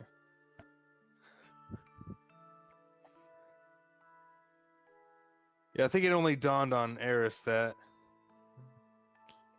we're in a cold place. Everything's probably, accustomed to the cold. She's probably actually not going to be that strong. Yeah, this place is gonna be a bit rough on you. Yeah. It's a bit rough. Luckily, I actually chose Eldritch Blast. I know. I was pretty glad whenever you chose that. I was like, Firebolt probably could have, at the end of the day, maybe been a bit better pure damage-wise. I don't know. Because At least for here, because I imagine some things will probably weak, have a little bit of weakness to fire. I don't know. Yeah. I think force is overall force damage would be better because not many things resist that. Yeah. Basically, it's nice backup damage. Didn't you also have advantage? No, you consumed it. No, it's everyone. Everybody. Until the start of his next turn. Yeah. Oh. Oh well. Yeah. Just in case you rolled like a 20 or something. I don't know. Yeah. You can roll again if you want. I don't mind. Okay. I don't care. Yeah, it was the same. roll. Didn't that happen last time with my advantage? Yeah. Castron, it is now your turn. There's wolf number 1, and there's wolf number 2. And wolf number 1, well, wolf number 1 is the one you've been kind of slashing or beating with whatever the heck your spiritual weapon is. Well, I'll have it thought of next session. And then wolf number 2 is the one where everyone's actually beating on it. Beat up wolf number 1, the one I have been slashing at. Okay. Fire. And you missed. Don't I get advantage? Yeah. I roll again? I thought the advantage was only on number 2, or did it go to both? Oh. Oh. Yeah, I forgot you're attacking number 1. Yes, never mind. Oh, okay, never mind. Alright, well, that one missed. Yep. Then we will do Toll of the Dead. Oh my god, Pancake. Disconnected due to inactivity. What are you talking about? You messed with it not too long ago. I know. What? This Pancake, man. It's probably just because it's, I would say getting late or something, but it's early. So it All does things considered, it's just late to me. Is that success or fail? It says it is a success.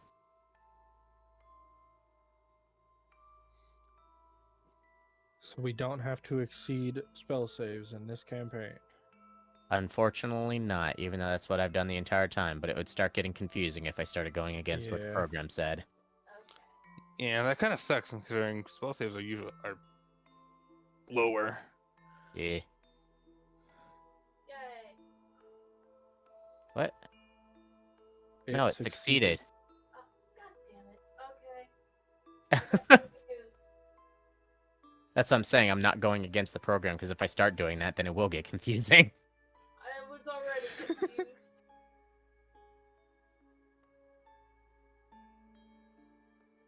Unless you can figure out how to code around that, but that'd probably take a bit too long to try and figure out. I would have to go into the coding of Fantasy Grounds itself. That's Yeah. not even changing. Yeah, so I wouldn't want to do that. Yeah, it'd be way too much work. Bastion, are you prepared to Yeah. go down? Yeah, it's okay. The healer didn't heal me. Oh, I didn't know you needed healing. I thought you were fine. Look at the combat tracker. You could see all our health. Look at the combat tracker. I can't find it. It's up in the top right corner.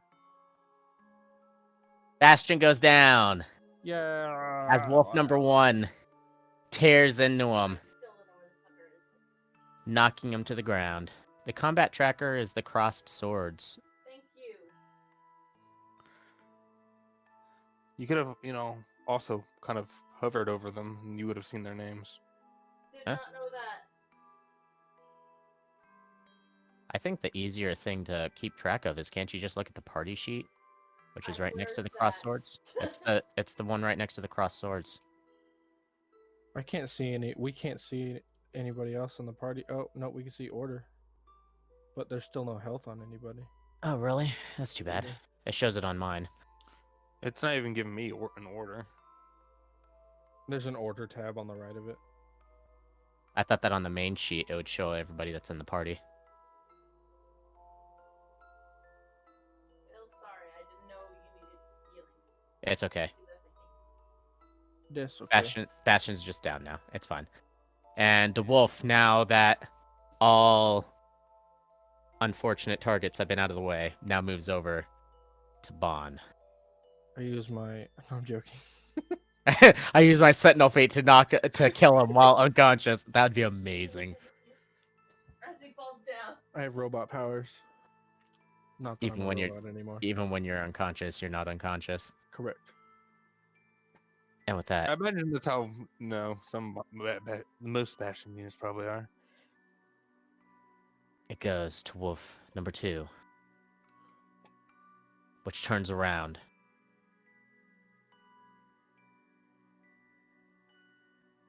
And oh well, actually, here, let me do it this way. Boom. And boom. And boom.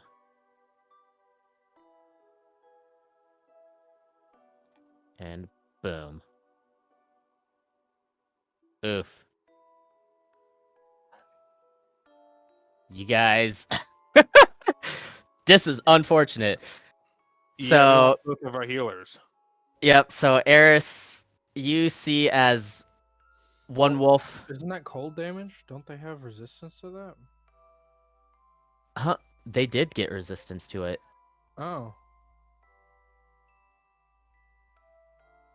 Oh wait, no, it didn't do resistance to it. I thought they did. I thought it did resistance. It didn't do. Yeah, it didn't do it automatically. So you, Castron, technically still have 2 HPs. Yay. Barely. And you, Bon, technically have 7 HPs. Castron, focus on recovery. Well, we will see if I live that long. Wait, no. You have more than that. What am I doing?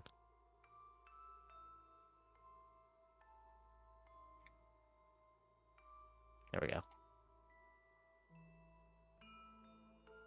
But yeah, it moves over, and you see it howl out once more towards the group. And it catches into Casseron and Bon. Well, And you see Casseron is sort of reeling just a little bit. Let me get rid of that unconsciousness. You're not unconscious just yet.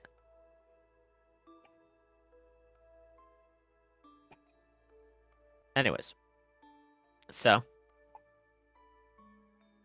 From there. You see a smug look on the wolf's face. As Bon, it's your turn. You have 2 wolves directly in front of you. Yay.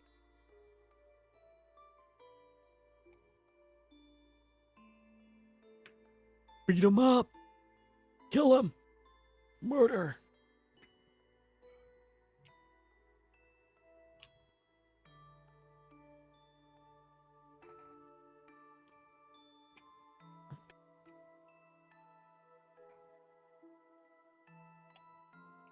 Hit.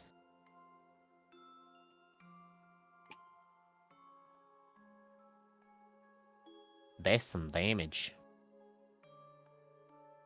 Well, that's only supposed to be once, but you know. Yeah.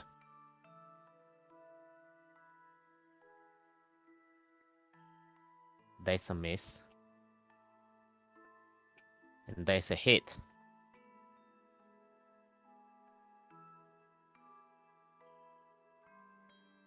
There we go. That's some damage. Hooray.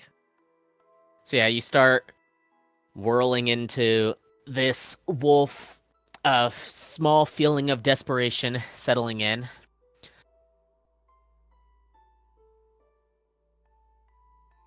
Critical success, Bastion. You critically succeeded your death save. Eris, Yay. it is your turn. I want need to you to spike roll these me wolves. a perception at no cost of your own actions. Okay.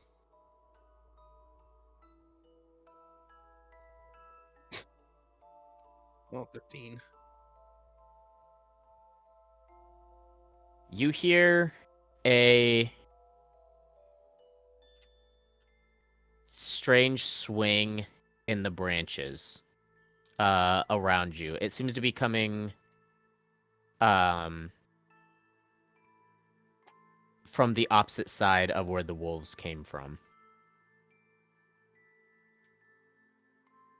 And you look over there, and it seems like as if it's just like the trees just kind of in general seem to be slightly shaking, like as if there's wind going through it, and it feels colder.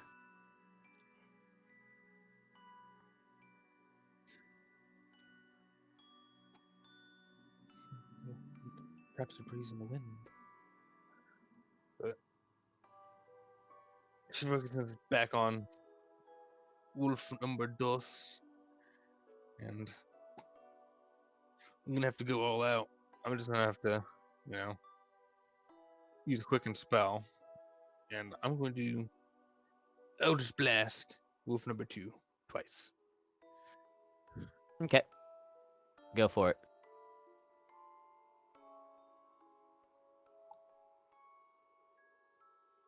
Nice. Both hit.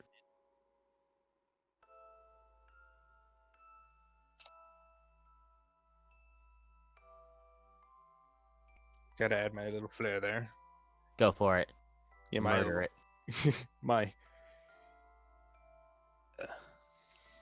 ice blue, crackling beams slam right in this wolf. I do shit for damage, except for one kind of hit hard. One was so. Yep. So these two beams go slamming into it. And you see the fact that the wolf kind of gets hit by the beams and it snarls in your direction. And then it seems to it seems to like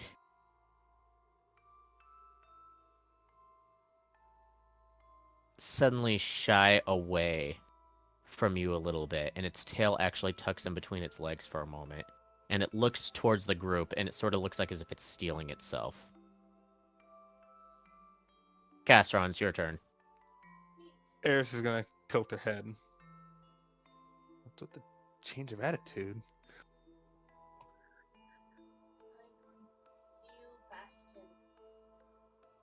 Okay.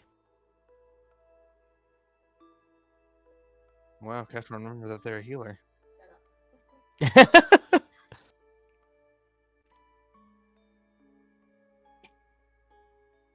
No, Castron's a utility caster. It's different.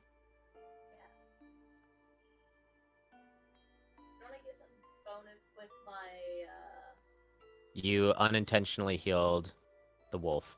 But don't worry. Get rid of that. Don't heal the wolf. I did. Don't worry. Bastion, you've been healed 4 points. Yay. So, I don't know why in the world it's saying the fact that you're not down or unconscious. Because I critically saved. Yeah, when he critically saved, he healed for 1. 1 point. That shouldn't be the case.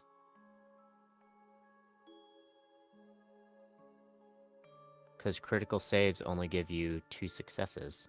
Anyways, I don't know why in the world that's the case, but that's okay. Just what it did. Okay, so So I did that. That's my bonus action. And I guess I would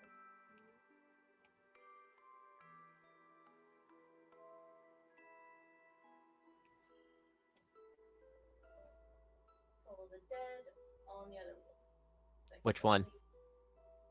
The one I have been attacking. Okay.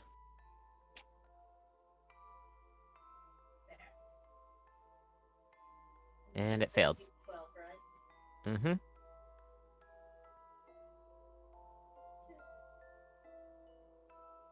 Okay.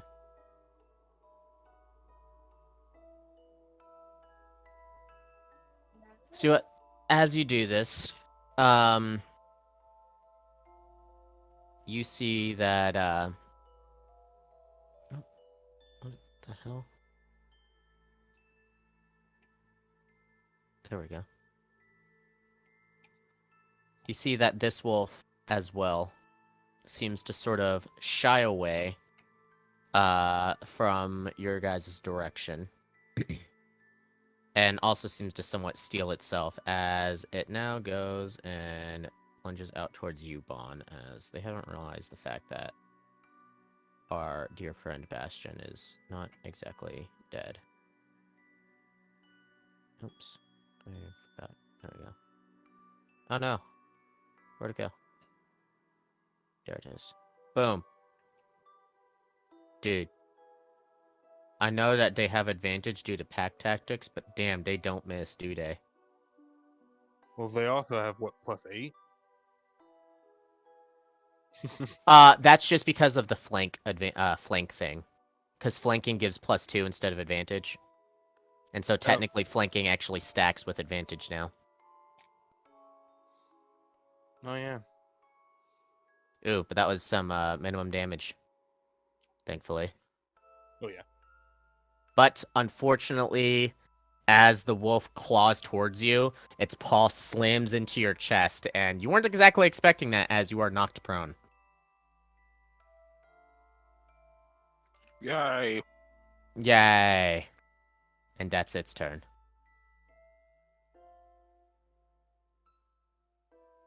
But, oh, I didn't realize the fact that it automatically rolled that. I was like, why did it roll that? You guys didn't see it, but it re-rolled for recharging the it rolled for charging the cold breath, and I got really confused.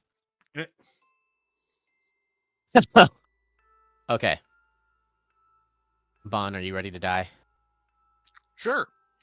Let's do this then. Boom. Oh, it almost did.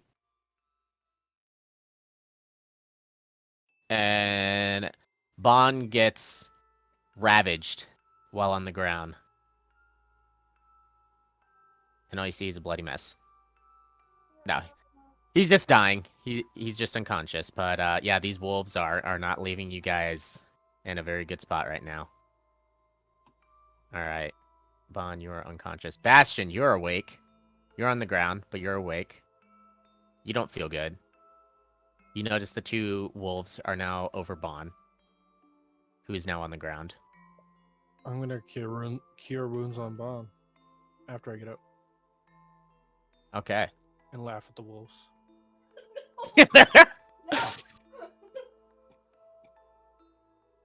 One of the wolves is just like, this bitch doesn't let up, does he? I mean, he's successfully taunting them. Okay, let me let me target freaking Bond real quick. There you Yeah, go. that's what I was waiting for. Yeah. Okay. I'm sorry, just imagining it. Just like this, the wolf just like hears, ha ha ha, turns around, Bastion like freaking oozing out like freaking bodily fluids all over the place. Just like, this bitch doesn't let up. God. I also Anyways. find it hilarious that both of you healed and rolled a 1 both Yep. times. Yeah. Yeah. It's amazing. Yeah, our Just- I had a spells bigger aren't die particularly. too. Yeah, our spells aren't particularly doing that well this session. No, Are they? they're not. Not really. Except for that, one Toll the Dead that did a 12, but it actually failed. So didn't count. Unfortunate. God. Anyways, Eris, it is now your turn. I want you to go ahead and roll me another perception.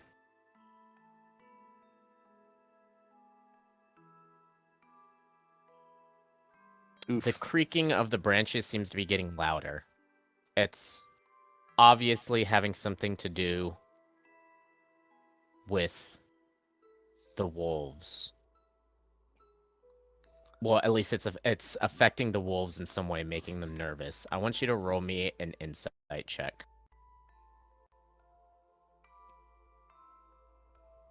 The wolves are obviously scared of something, but they seem like as if they're trying to deal with this quickly enough before they move out. Yeah.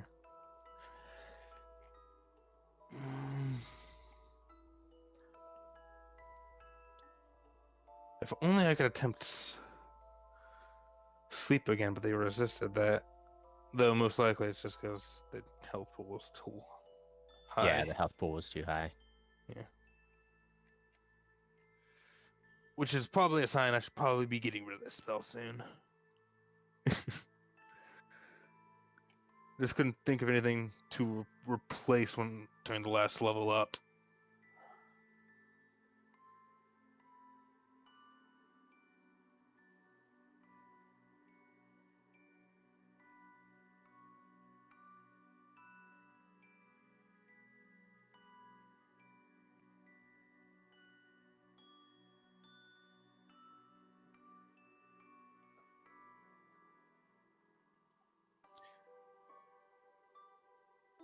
But I think it's safe to attempt it again. I will quicken spell, and I will attempt sleep on the wolves.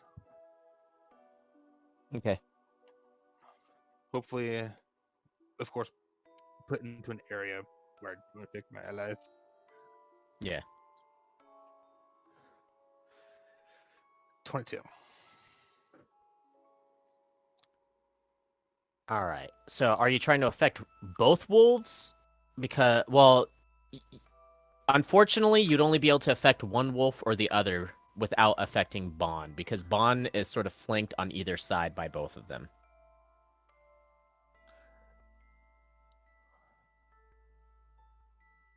See, I'm trying to see, starting with the creature that has the lowest current hit points.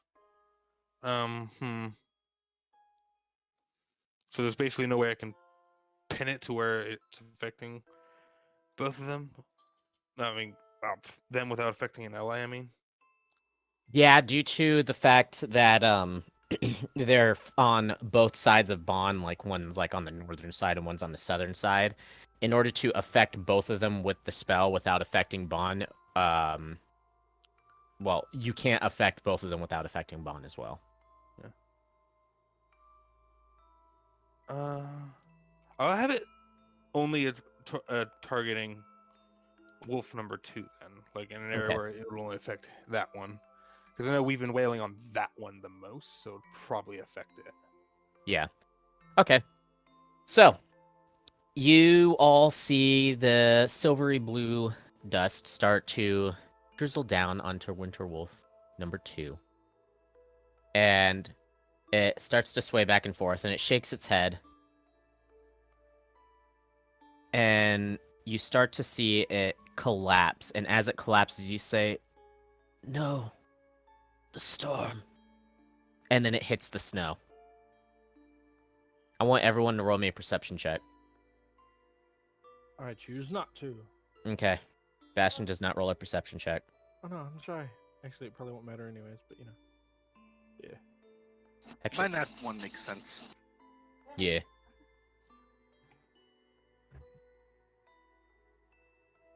All of you are, for the most part, are too distracted. Bon, you just got knocked the fuck out. Bastion, you have no idea what Neroid's really talking about. Casseron, you're injured and not paying too much attention. I didn't even hear the wolf.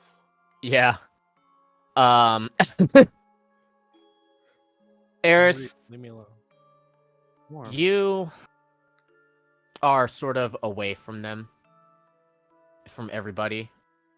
And this has given you a bit of a unique position in which you're actually hearing stuff more.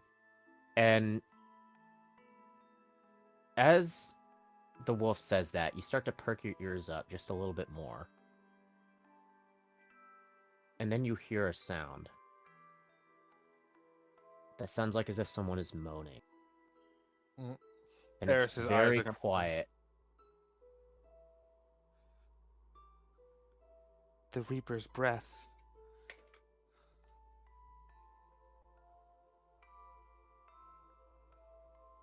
Seeing the fact that its ally has fallen asleep, and the rest of you, the wolf sort of snarls at all of you and starts to turn towards its ally, and it hits it.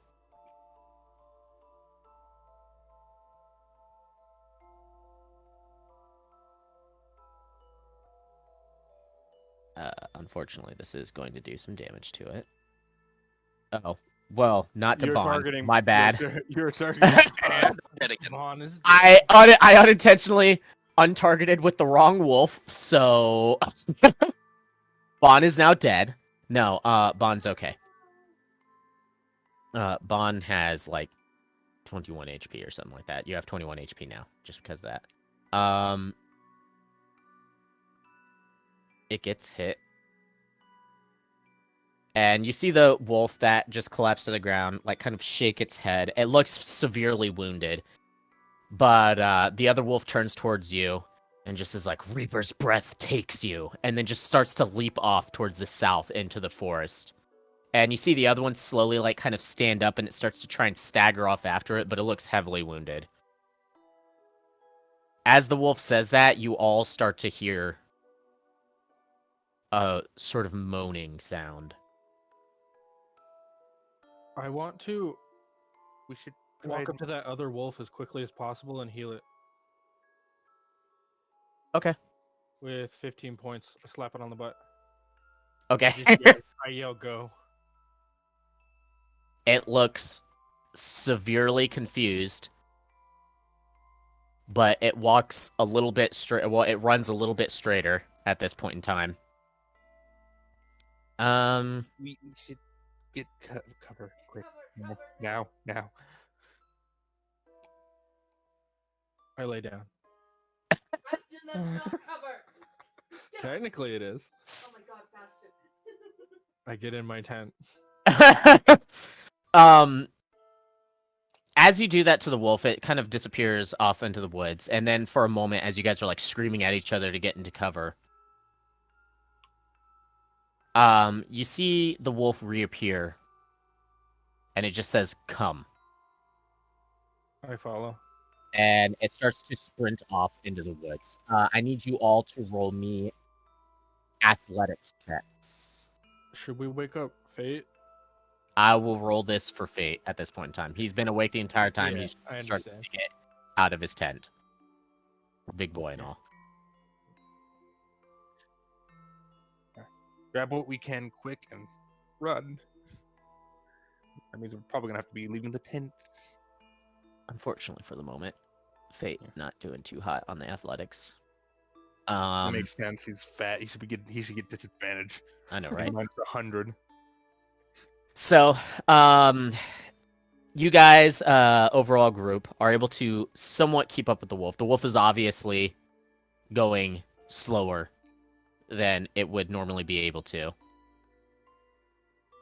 And you see the other wolf is ahead of it, and they start, like, kind of, like, yipping and barking at each other, looking like as if they're probably arguing. And at this point in time, the moaning has, like, ascended into a wailing, like, of a banshee sort of sound. And you see snow being blown across, starting to slowly blind your vision. And the branches are swaying in the wind. Looking back towards the north, through the tops of the trees, you can sort of see what looks like just a pure white wall that is slowly approaching from the north. You cannot see anything beyond it.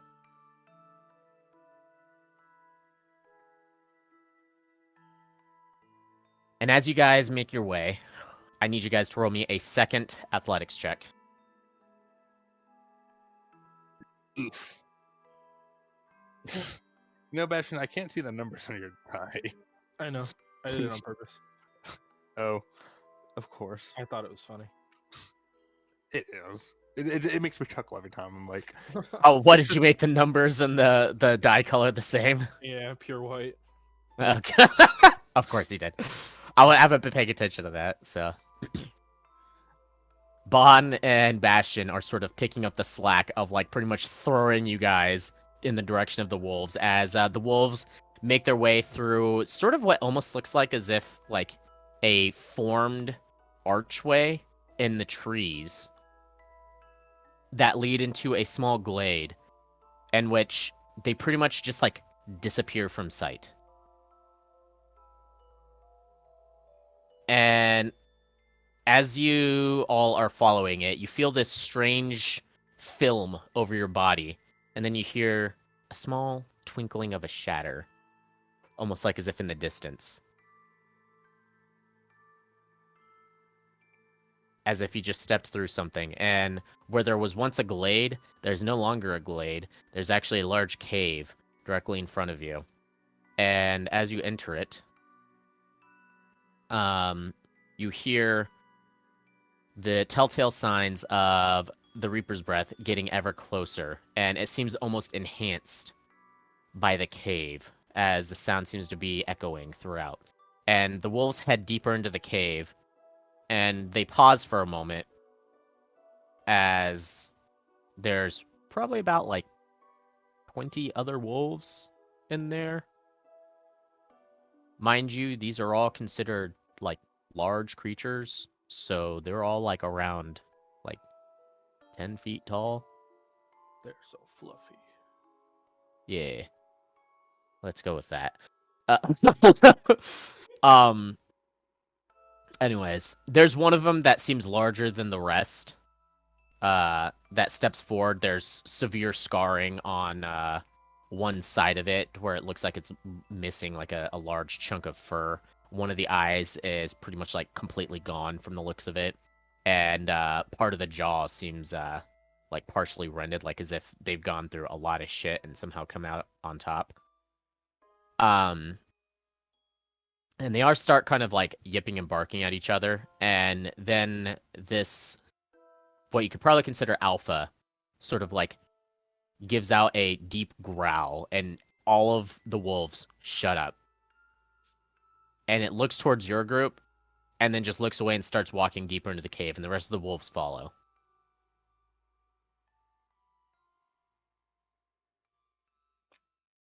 I'm gonna use insight and see if that was like an okay for us to follow.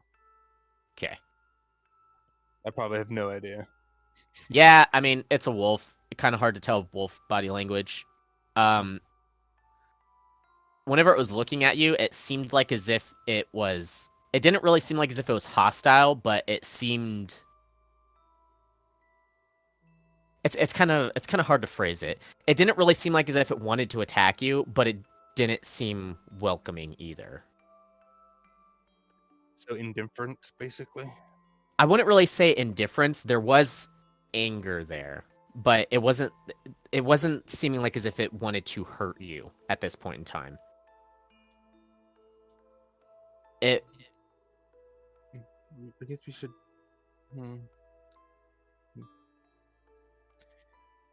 Bastion, you have the feeling that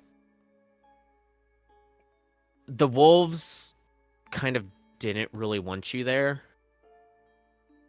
And the leader also didn't really want you there, but it seemed like as if it's not really indifference, but more like begrudging acceptance of the fact that you're there. You don't really know on whether or not like it was giving you the okay to like follow them deeper into the cave, but at this point in time, your entire group as a whole are pretty sure you don't really have a choice. I pick up cast on the run matter. and walk. Okay. Since he has 2 HP and is probably having trouble walking. Pretty much. Let's just head deeper and patch ourselves up, and maybe patch the wolves up too.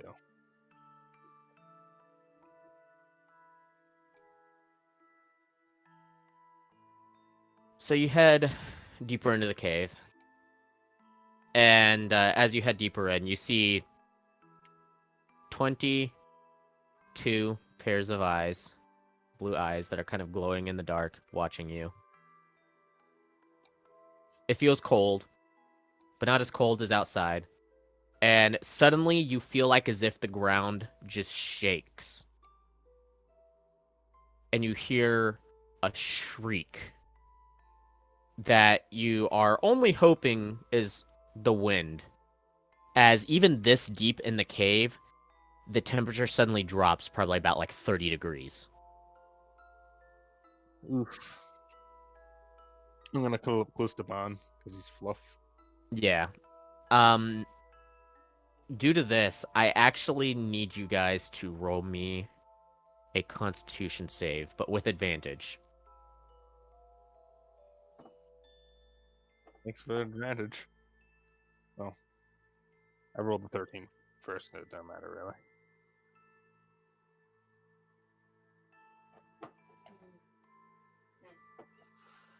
really. Okay. I guess I could also just go ahead and do this for our main man. Oh, he should automatically succeed with all that blubber. Oh, wait, that was ability check. Oh, well, that's okay. It was the same either way.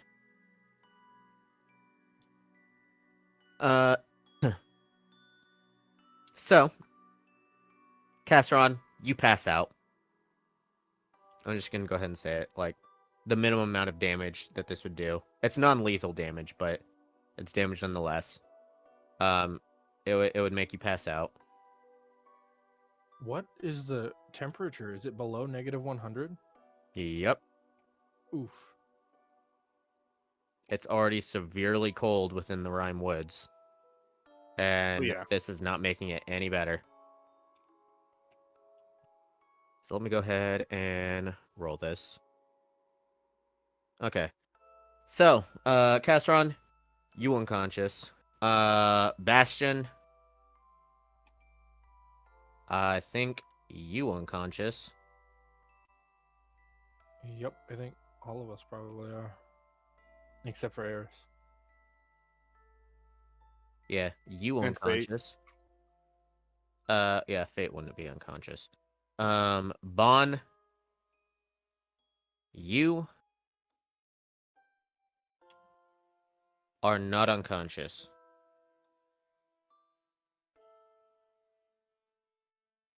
No, never mind, you are unconscious. It's exactly the amount of HP. Darn it. Yeah. I was Eris, gonna say it still says he is in the combat tracker. you are not unconscious. So it's only you and Fate that did not fall unconscious, as you feel the biting cold into you. Like, it feels like as if the touch of death is upon you, like as if you were passing on to the other side. It's very reminiscent of whenever you all died and went to the other side. That same cold feeling as life left your body. You are feeling that once again while you're still alive, and it is very, very unnerving. I'll just make sure we're all huddled together to try and preserve as much warmth as possible. Yeah, you do see the fact that the wolves are pretty much doing the same thing. Good luck dragging me. Yeah, I know, right? I So mean, you probably guys, leave you alone because you make us look colder because you're metal. yeah. Still produce heat. I'm a person. I'm kidding. Anyways, so yeah, you all are kind of like huddled up together. Freaking Bon, Bastion, Casseron, you all pass out. You're out. You're out like a light. At, as the time goes on, Eris, it's probably been, as far as you can tell, probably several hours since this storm has started.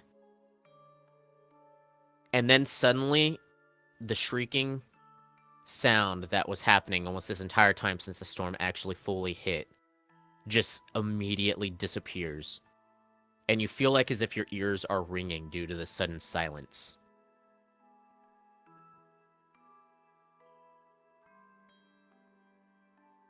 And you Yeah. see immediately as the shrieking disappears, all the wolves stand up and start to slowly make their way out towards the end of the cave, out of the cave.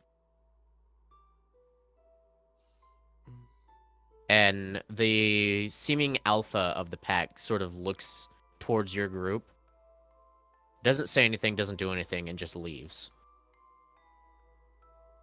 I will say, thank you. You'll leave your territory.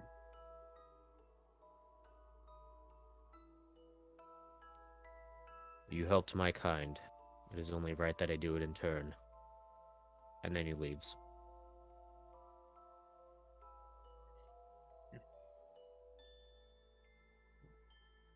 All right. So, probably a good place to end. Yep, I was about to say, you guys are half unconscious pretty much now at this point in time, as this is where we'll end the session. I'll say that I will immediately start trying to, start cooking a good freaking meal for them. Like try and wake us up, so it'd be like 5 more minutes. Yeah.